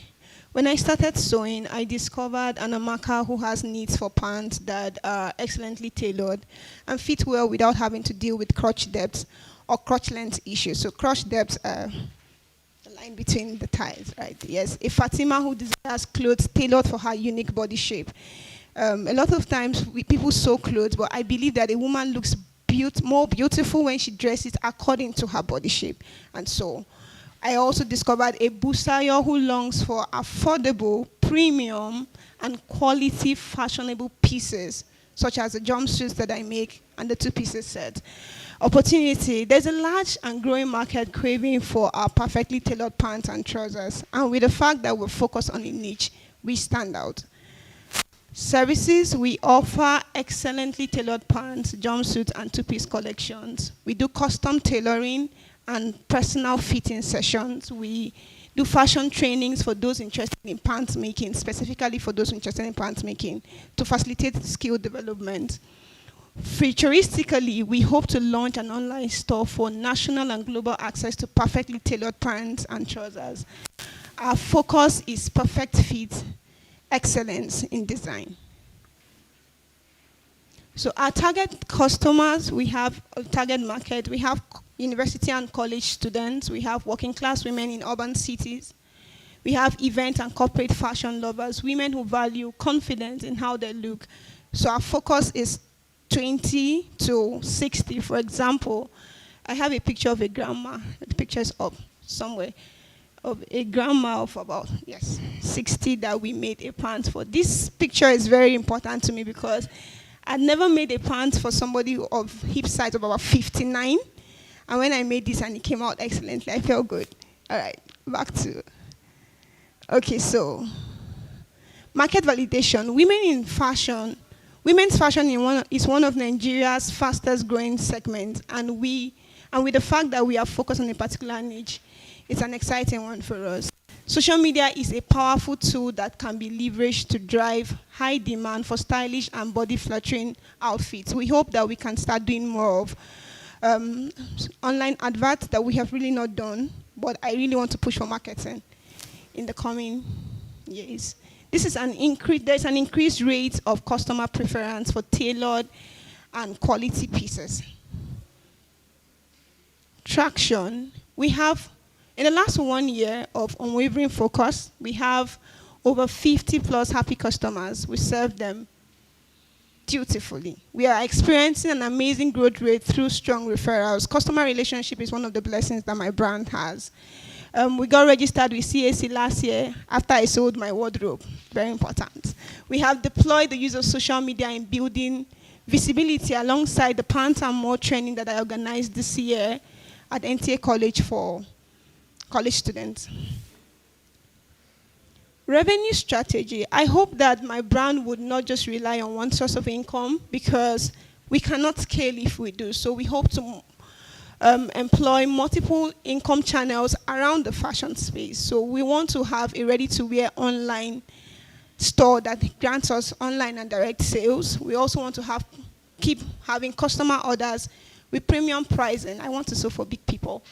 Then periodic fashion training events. This is very important because of the niche that I'm carving. There are a lot of people, we have fashion schools that do a lot of things. I don't want to have a fashion school that does lots of things, just a fashion school that trains people in pants making, and I believe that we can make good funds from there to help scale our business. And then bulk production and corporate partnerships. For example, banks like GT Banks have uniforms for their staffs. If we're able to market our brands to them, we can have that partnership where we make pants for their staffs, and that will bring income to our business. Competition. Competitions do exist, and we have our competitors, and we know them. We have local ready-to-wear brands, and it's like a new thing. If you're on Instagram right now, it's like everybody's doing ready-to-wear. But few are prioritizing making pants, and perfect ones at that. Many lack size and finishing excellence. Imported fast fashion does not fit African body types well. And we win on fit, craftsmanship, and brand story. Okay, so that was a repeated slide. Core competence. We have deep expertise in pattern drafting and fitting, strong brand identity and storytelling, customer intimacy and personalization, faith-driven excellence and resilience. Roadmap. So I have short-term and long-term roadmaps. I'll just read them out. For between now and February 2026, November 2025 to February 2026, we want to get a personal prepaid meter and an industrial machine, and that will cost us about 500,000 from our estimation. And that's because I don't have a shop, and I've never wanted to have a shop, so I sew in the house. And so my meter has been faulty since August. I need to replace it. And then we also hope that we can rent a room and a parlor or a 2-bedroom apartment that will help us employ nothing less than 5 staffs, which will positively impact on our productivity and production rate. That will cost us about 700 to 1.5 million, depending on location. Within Rayfield and Kwang Axis, we can get an apartment at that price. Then we hope to launch an online store by January to June next year. We hope to also scale content and influencer partnership, nationwide distribution, export products globally, host pants fashion show in Just. I want to be able to host the first pants runway in Just by next year, August 2026. All right. Well done, well done, well done. Thank you. Judges, over to you. What's your name again? Tell me. Desire Asu. Desire. Well done. I like your presentation. It's very apt for the character of business that you're doing. I feel like, again, you're doing niche marketing. I don't know many tailors in Jos, and I work with a lot of them. I don't know many of them who are doing what you're doing, specifically focusing on one particular kind of apparel. And you're focused on pants. I think that's good. That is your dimension of creativity. Thank you, And sir. I think you're doing great there. But I have some questions for you. So you keep records, right, of your business, and you've been running this business for how long? Officially 1 year. 1 year. How much money did you make last year? I resigned. Okay, sorry, I officially started. How much money came into Selling your last pocket from selling pants last year? Okay, within the 1 year duration, you That's mean? what I said. Oh, okay, so we've made about 1.5 million. 1.5 million. Cost inclusive. How much of that, that's revenue. Revenue, yes. How much of that money did you keep as profit? Last time I checked my account, I have about 75,000 naira saved. That's the wrong answer. You answered that question wrongly, for the lack of better word. Sorry, sir. What is your net margin? What percentage of that 1.7 did you keep as profits? 1.5. Maybe So you don't keep records? we can work about 700,000. Let's put the average routes. How much is your average pants? The cost, the price, If you guys buy the price point. what's the average? How much does your pants go for? 15,000 with the fabric. So how much would be your profit minus labor on that? About 7,000. Minus fabric and labor. Yes. Minus utility. Her gross margin. We can work around 5,000. So 5,000 naira. And you sold about how many pants last 1 year? We sold about. She said 1.7, so divide that by 10,000. 1.5. Yes. Sold those as well in the past 1 year. Yes. So there are two products. So how much is your two-piece? The math is not adding up. How much is your two-piece? Two-piece without the fabric is around 14,000. It's about the same. Yes. Yes. How many units of pants and two-piece have you sold in the past 1 year? Yeah, I'm interested in that number. How many units did you sell Actually, so far? I don't have the number of how many units of two-piece I've made, but I think I'm sure of the number How of much pants is I've an made. industrial machine? An industrial machine, an ML industrial machine is around 500 to 700,000, depending on where you're getting it from. If you're making 10,000, if you are making on average 10,000 net profit on each pant, you're I said 5,000. 5,000. You should have accumulated sufficient funds to have bought this machine or paid for your own. I prepaid totally meter. agree, sir. So But what I happened? have basically been surviving. The house where I am, it's not my personal apartment, so the meter went bad, and I have to replace it now because it's affecting my business. But in the last 1 year, I basically have survived with my business. So basically, your business on survival mode. So what you're saying is, the moment you get a machine We would be and a better. meter, Yes, sir. and you have fabric that can produce and do ready to wear and put on shelves, and you have customers who are ready to Yes. offtake. I have a customer base. As I speak, I have about 50. 20 to 30 pairs of clothes that are pending and have exceeded deadlines because of. Nice. You have customers doing repeat business with you? Yes, sir. On average, how many units does one customer has one customer purchased from you? One customer purchased from me. How many times have they done business with you on average? Okay, so I have. On average. Mercy, Auntie Mercy does. She makes like 8 pairs of clothes, and she does that like twice in a year. Okay. I have Rahab. Okay, I have Mambien. Mambien also. She doesn't sew monthly, but once she sews like right now, making about 5 pairs of clothes for her, and she could do that once or twice or thrice in a year. Yes. So you have standing orders from 20 customers as we speak. Okay, so my brand is actually blessed with. I don't have lots of customers, but I have customers who do repeat business who do with you. Lots of clothes. So I have a client who sent in like 8 fabrics from Taraba, and we need to deliver that one person. So sometimes I have one person doing a lot of clothes. I don't have to chase too many clients. Interesting. All right. Any final remarks or questions or thoughts? I actually like your presentation, and I feel like if you just get some extra, if you're coachable and you get a little assistance in crafting a potent marketing strategy, I think you can run with this money. Thank you so much, sir. All right. Thanks. Well done, Thank you well so done, much. well Thank you. done. Okay, so the next Z&Z Foods. Z&Z Foods.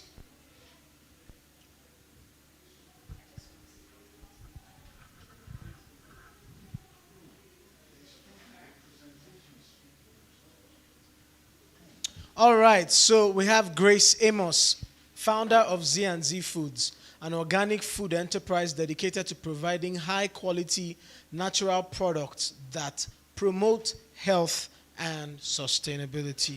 Welcome, Grace. You have 7 minutes for your presentation. That's the mic. 3 minutes, the judges will be able to give you feedback or ask questions. As soon as I turn this mic off, your time will start. Good luck. Thank you, sir. Good afternoon, judges. My name is Grace Amos, and I'm the founder of Z&Z Foods, an organic food store that supplies 100% organic food. Now, do you have to struggle between healthy eating and a busy lifestyle? Now, that is a struggle for many Nigerians, working class, mothers, professionals. That is a struggle. Nigeria is a country on the move. Everyone is busy. And then the most important aspect of our life that is being neglected is our health. And many of these people resort to other options which are not healthy. But this is not because they cannot afford the healthy options, but it's because they don't have the luxury of time to be able to prepare that. So that is why we at Z&Z Food come to play. At Z&Z Food, we try to bridge the gap between healthy eating and convenience. We can give you convenience and also healthy option as a product. Our flagship product, our Tamba, and also our Tom Brown, which is rich and high in fiber, protein, and is also healthy and convenient to prepare. Our Tamba, you can prepare our Tamba for as fast as 2 minutes. Even in the office, you can prepare it within 2 seconds. Once the water boils, you're good. And then our Tamba too, our Tom Brown too, is also easy to prepare because we have already prepared the grains and have made it so easy for you to prepare. So we started this product with as little as 3 mudu, and then to test the market. And then as soon as we did that, we were able to get good reviews and good feedbacks. The market was responding very well. We had good reviews from people. And then because we do not have a physical store, we just started 3 months ago. Because we don't have a physical store, we leverage on digital marketing, and then we go to offices and organizations and advertise our products to them, and also give them samples for testing just so they know what they are buying. And after that, we're able to get more purchases from especially corporate organizations. They buy in high quantity. And this has made us to create or to have a revenue of over 500,000 within 3 months. And because of that, we have growth in our sales, and also our customer review has been amazing. And then also we're able to successfully have 2 flagship products, which is the Tamba and the Tom Brown. And then our revenue strategy in Z&Z is we sell direct to customers, and we also supply bulk to schools and corporate organizations, especially NGOs who do workshops, who organize workshops. Last month, we were able to supply 2 major NGOs who are into Bible translation. We were able to feed over 200 participants that were on ground for the workshop, which is good for our business. And then also, we sell unbranded Tamba and Tom Brown to retailers who want to resell. And then also, we sell the chaff of the Tom Brown to poultry farmers and also people who keeps piggery. Also, it is good for their business also. And then we understand that we have competitors here in Jos who are also either selling Tom Brown or other options of fast food. And so what we do to be ahead of them is we utilize or innovate, do innovation on our products, which is our Tamba or our Tom Brown is not your regular Tamba or your regular Tom Brown, because we use our most nutritious grains, and then aside that, we also infuse tiger nuts and dates in them. In that, if a diabetic or health-conscious person is taking our Tamba, you don't need to add sugar to it. If you are taking our Tom Brown, especially for babies who sugar is not good for their health, you don't need to add any sweetener or any sugar to it, because we already have date in date. And then our unique positioning of our product. And then we also we go after a specific segment of the major market that our other competitors are not going after. Everyone is selling on social media. Everyone is getting reviews on social media, but we are going through those places, such as the organizations, because I've been there before, so I know the challenge. They always want these healthy options, but the problem is it's not convenient for them to prepare it. So we make it easy for them, and they pay for that time and the convenience we give them. And then also, our core competence. The core of our competence in Z and Z. Just hold on. Is there a channel with the slide? Is it coming back on? Yeah. Okay. Core of competence. Next. Our core of competence lies in combining our indigenous nutritional wisdom with modern food technology to deliver affordable, healthy, and locally sourced breakfast cereal for modern Nigerians. Now, we have a roadmap for our business, and we divided it in phases.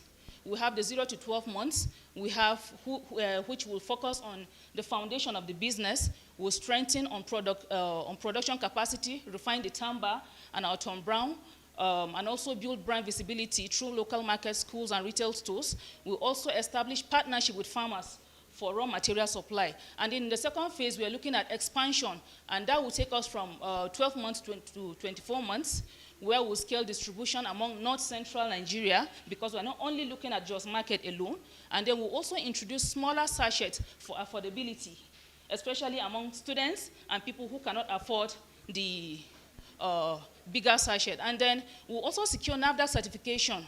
That will help us to explore export market, especially because Africans in diaspora are part of our target market. So in securing NAFDAC certification, it will help us to explore the market there. And then at the third stage, we're looking at growth. We are focusing on growth. It will take us from 24 months to 36 months. We are scaling distribution among north-central Nigeria, and then we're going to introduce smaller sachets for affordability. You change it. And then secure NAFDAC certification also. And then the last stage, which will only, at this stage, we have become a recognized national brand that provides healthy breakfast for every Nigerian. So winning this grand prize for us is not only a win for us, but it is you partnering with us to put a healthy and a more convenient breakfast option on every table in Nigeria. And then the grand prize, we'll use it to purchase appliances to improve our production efficiency and then consistency in our production quality. Thank you. All right. Thank you so much. Over to you, judges. Please, let's appreciate her. Judges. Well done. Well done. So a good number of people now actually are going into production of Tom Brown and Tamba. Like I actually even have someone who does that, and I know quite a number of other people. So how exactly do you want, I know you mentioned dates. Date is actually a major ingredient already in Tom Brown. Most people will not buy Tom Brown for you if it doesn't have dates in it, because the whole idea is that you don't have to use sugar. So I wouldn't say that is exactly an innovative, addition. So how exactly are you going to stand out from the market, right? And I also want to understand your financials more, because you said you made 500,000 in 3 months. Over 500. Over 500,000. So put it, I want, is it? 800. So 800,000 in 3 months. So of that amount, how much was profit and how many did you sell? Because you mentioned that you did something with a corporate organization that you supplied to them. So how many did you sell and what is your profit line? Do you understand? So the 800,000, I'm assuming, is revenue that came in. So of that 800,000, how much was your profit? So my questions are, how do you intend to actually stand out? What's your profit line in this business? And do you have any plans to do health, what do they call those things? Because, yes, exactly. I know you said in maybe your 3rd phase or something like that, because a good number of people that do it now, they just do it in their kitchen, you dry it, and we don't really know what we are eating. So we don't know if we are safer eating packaged breakfasts options because they're standards, or taking this and being predisposed to diarrhea because of lack of proper handling and all of those things. So I would like to know. Okay. Can I answer first? Please respond. Okay, sir. Yeah. Your first question is on how am I going to make mine stand out? The first question is your unique. Yes. What makes my Tamba or Tom Brown unique is my blend of spices. You can't guess that. You can take my Tamba and Tom Brown, but you can't guess my blend of spices that are in it. So it's proprietary. Yes, sir. Okay. So it's exclusive to me alone. That's one. And then secondly, just like I said, I just started, and I have an upcoming event that I want to do for parents and people, because I'm actually new in Jos, and I don't have a physical store. So I intend to gather people, more like the brand launch and Kunu testing. You come and test and buy. And the idea during the testing is not just for you to just come and take. I will show you different ways you can take Tom Brown, aside just adding sugar or sweetener to it and milk. You can make it like a parfait and take. Banana, if you have picky eaters as children, they can add banana, coconut grapes, or anything to it. So you intend to educate your audience? Yes, ma. And then, those who will come to your launch, yes, the testing. Yes. Okay. And then for the supply I made, right? I made around 800,000 for that. Now, my profit in that is over 300. What? Yes, sir. Because I source for my grains. That's your profit. You've taken out all expenses. Yes, your net. I source for my grains. 37%. I source for my grains from the villages. When you're buying Tamba in Jos, they are selling it to you at the rate of either 1.2 or 1.3 per mudu. In those villages, I get for as low as 700 per mudu. And you know how they measure well? By the time you come, you measure, you have extra on it. So what you're saying is, in what space of time did you generate? 3 months, sir. 3 months. 3 months. Because I actually resigned from my job in June, then I started in July. I made these supplies between August and September. Not really. Yes or no? Yes, sir. Okay. I've always wanted to do business, one. And then secondly, the job was not convenient for me to do business and still do the work at the same time because the work is taking the bulk of my time. And I'm a mother too. I have children. So I need something that I will be able to be doing it conveniently while making money. You say 800,000. She said 800. 80% of it came from what kind of customers? Bearing in mind that you don't have to have that number. Yes, sir. So you are packaging a product without you are packaging a product, a food, without NAFDAC number. Yes, sir. Are you marketing these I things? supplied this to Bible translation organizations. They had workshops between. So you package these products without NAFDAC number and they're buying it? How I make the supplies to them, I don't supply it in the sachet. Okay. I supply directly to the chef. I see. So he just tell me the quantity he wants, I measure it, and I supply to them. Is this customer likely to do business with you again and They've again already and added again? my tamba to their food menu. So how long are they going to be there? Are they always there or they are They're just... always there. It's an MBTT here. You can verify. So sir. how many customers like that do you have who are prepared to do business with you? Yes, I have already made contact with EQUA. EQUA also have an arm of Bible translation. They will soon be doing their workshops too. And I've already secured the supply. I'm making their supply during their workshops too. And then I also had customers among the participants that came all the way from Cross River. One of them met me and said he's retiring next year, so he needs a source of income. So since he noticed this is something you take to control blood sugar, he will need it to start as a business. So I produce for him. He uses sticker, his business sticker, so I sell unbranded to him. You know, I would argue that you have very stiff competition that you're facing, but I feel like your strategy is very apt for the context of your business, and I like that a lot. Well done. Thank you. Like I said, I like the strategy. I've not heard anybody who does cereal and is targeting the customers that you're targeting. But I just want to draw your attention to COVID. Do you remember what happened in COVID? You seem focused on putting your strength in the physical market. Like you want to see them physically, you want them to come to you physically. God forbid another COVID happens.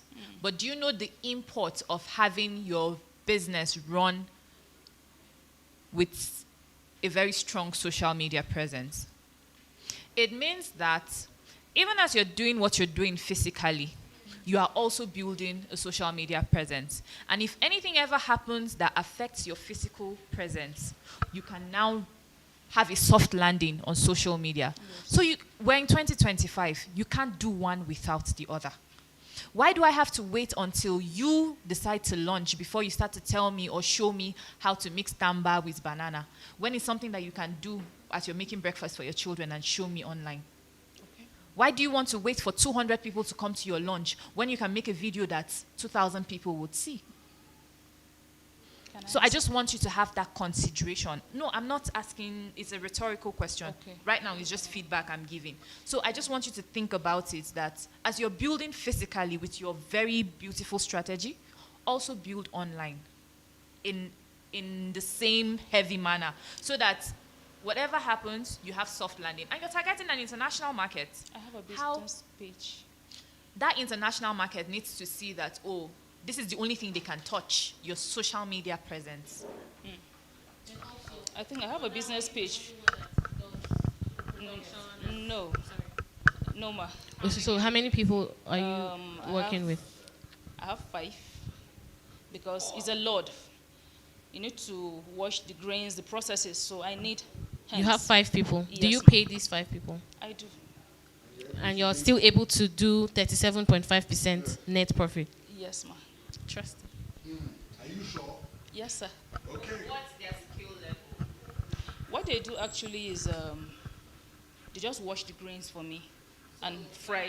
That's all they do. I'm asking what's their skill level. Like maybe, are they like women who? Yes. Their earning potential, their hunger to earn more isn't so greedy. They're willing to take like 10K, 15K, so that I understand like how much of, how you're able to cover that cost. So how I do with them is most of these women are mostly just area women that are just there doing nothing. That amount can go a long way for them. So how much do you pay in wages in a month? I pay them 15,000 each. Yes. And then I set targets too for them where we have more orders. If we're able to exceed this level, you are getting bonuses. So I give bonuses to them. All right, no problem. Thank you. Jeff. Time. Okay, quickly. We're already behind. We have one more person to I wanted to know how you sell, like in bulk orders. How do you measure your bulk order? Okay, so I sell in kilos. In Have a kilos? scale. Yes, sir. So I measure. Okay, how many do you think you can do in a month? How many Like how many kilos do you think you can do in a month? sales? Yes. How many kilos? Like your large scale production, what's the largest you can give in a month? The last production I did, I think I supplied 20 kg two times in a week. That's 40 kg because they were using it for breakfast 2 times in a week. So I supply 40 kg weekly for the next 3 weeks. 1 kg is how much? 4,000 for the Tamba, while Tom Brown is 4,500. All right. Thank you so much. Thank you so much, ma'am. Take care. Congratulations. Well done. This has been a good one. Okay, so finally, our last participant here will be Jazda Stores. Jazda Stores. Jazda Stores.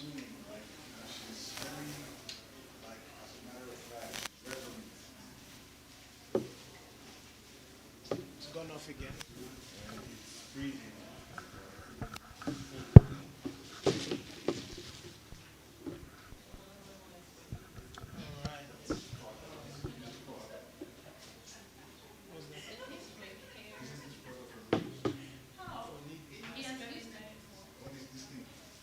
It's coconut oil. Oh, okay. I thought it was lip balm.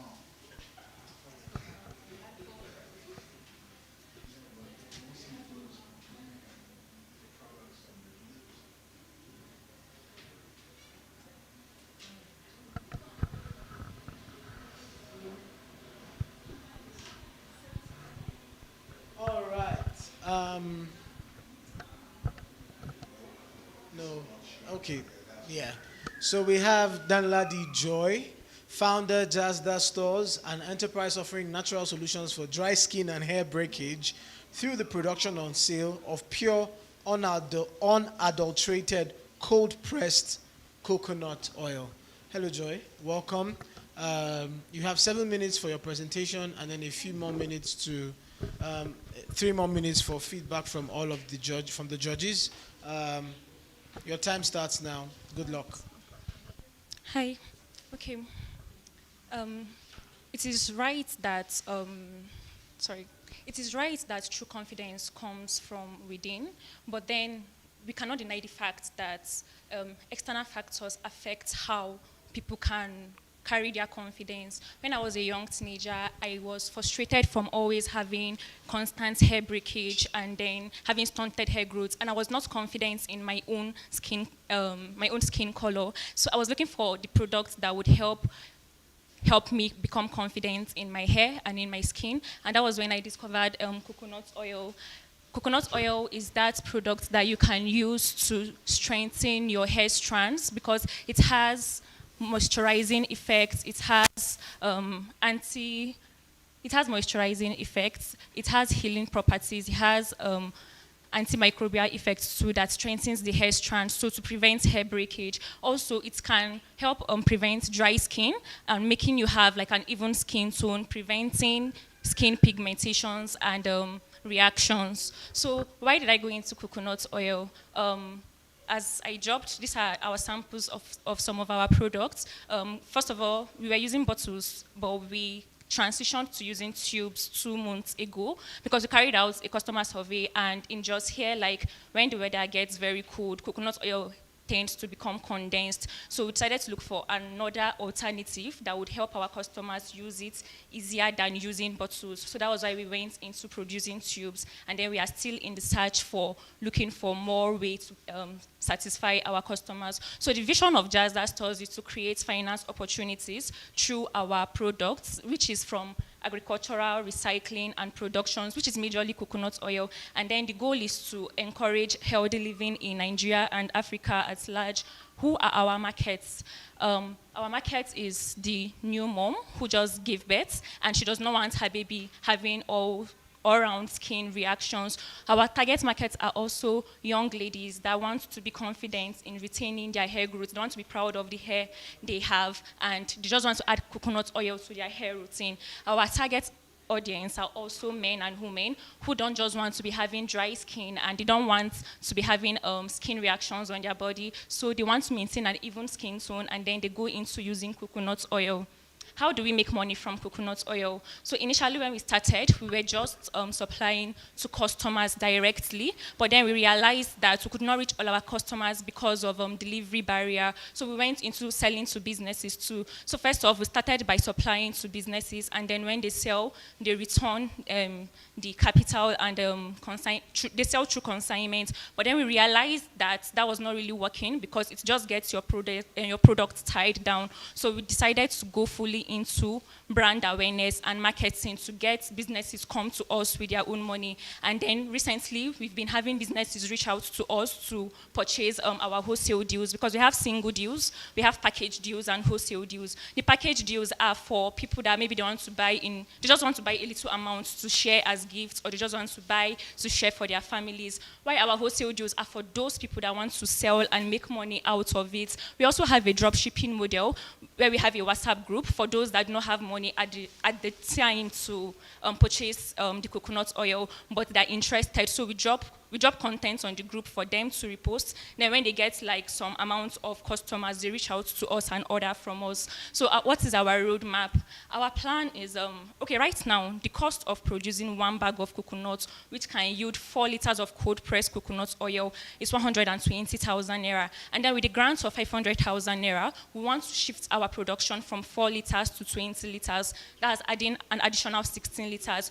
Why this is important is because production of cold pressed coconut oil is very, very technical, and it takes a long time. You can take more than 1 week trying to get cold pressed coconut oil, because there's hot press and cold press. But we stopped producing hot press because people were more focused on buying cold press than hot press. So production of cold press takes a long time, and would want to just be producing in bulk. If we have 20 liters available on ground, and we are trying to push in more into marketing. So we don't want a situation where people reach out to us and then we are delaying to fulfill their orders, because if it's taking more than 1 week to produce, it is going to delay us reaching our customers that reach out to us. And then our plan is in 2026, we plan on getting machineries for production of coconut oil. With the help of an oil milling machine, we can produce in 1 or 2 days, because the production process is faster, and then it can help us reach a larger audience faster. How do we plan on getting these machineries? Because they're actually very quite expensive. So we plan on applying for grants.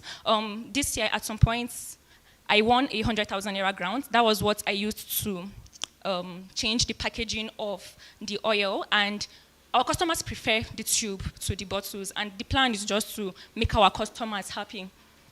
In 5 years' time too, we plan to provide at least 1,000 jobs from the sale of our coconut oil, and one day we hope to own a factory that produces coconut oil. So when we started coconut oil fully, it was in the last quarter of 2023, and then in that year we sold just 5 liters of coconut oil. So just 1 job that was created, which was for me. And then in 2024, altogether, we sold 20 liters of coconut oil. Just 4 jobs were created, because 1 was for me, and then the 3 were for the production assistants that come to help me when running productions. And then now in 2025, from January to September, we've sold 33 liters of coconut oil, and then 14 jobs have been created, because we currently have 9 active resellers that sell our products. There are 2 full-time staffs that helps in content creation and running other operational parts of the business. And then we also have still 3 people that come to assist when it is time for production. So we plan that in 2026, And 2026, we are looking towards selling 100 liters of coconut oil towards the end of the year.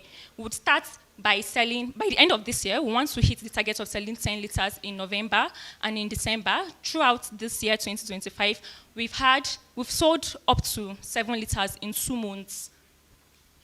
Why do we think we can achieve this? So I did some research, and the Nigeria Bureau of Statistics in 2019, that's like the most recent statistics on coconut oil, shows that Nigeria has consumed 7,000 metric tons of coconut oil. And when I checked the estimate, it was like about 7 million liters of coconut oil. And then the thing is, out of the 7 million liters, it's just 1.5 million liters that is being produced here in Nigeria. The others are being imported into the country. So just that stores is just targeting selling 100 liters towards the end of 2026. That's like 0.01% of 1.5 million, and we know that we can achieve this.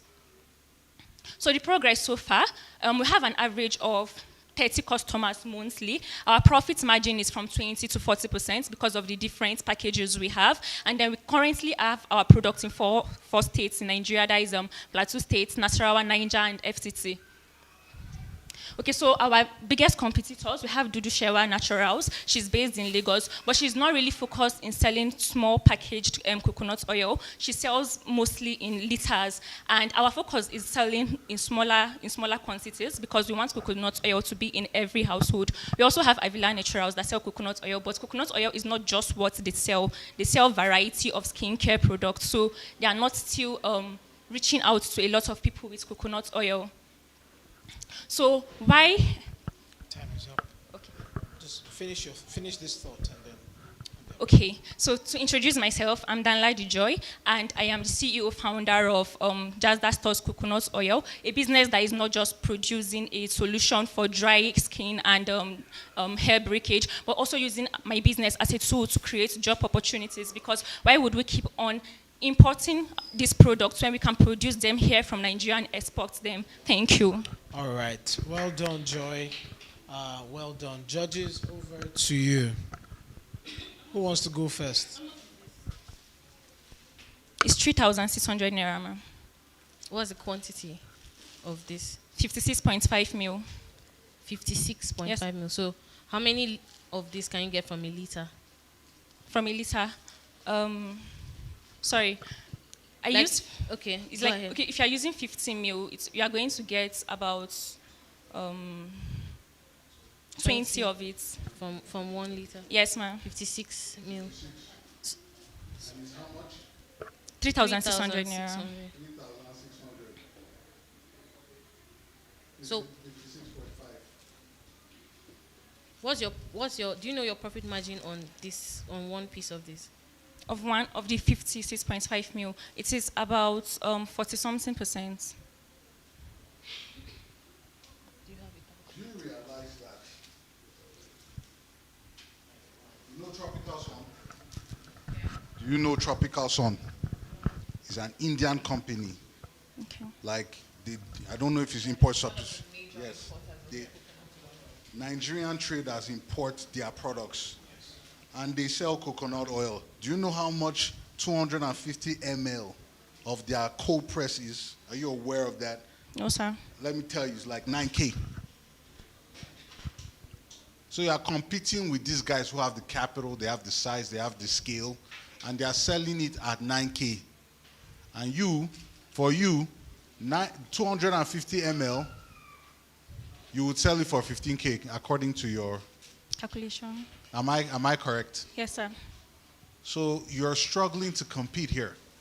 What do you plan on doing? Because I know that elephant can make your business profits sensitive, so they can step in and just spoil your business. Not completely, but they'll make your business is obviously sensitive to huge competitions like this. And this is for what? Cooking? It's for skin and hair.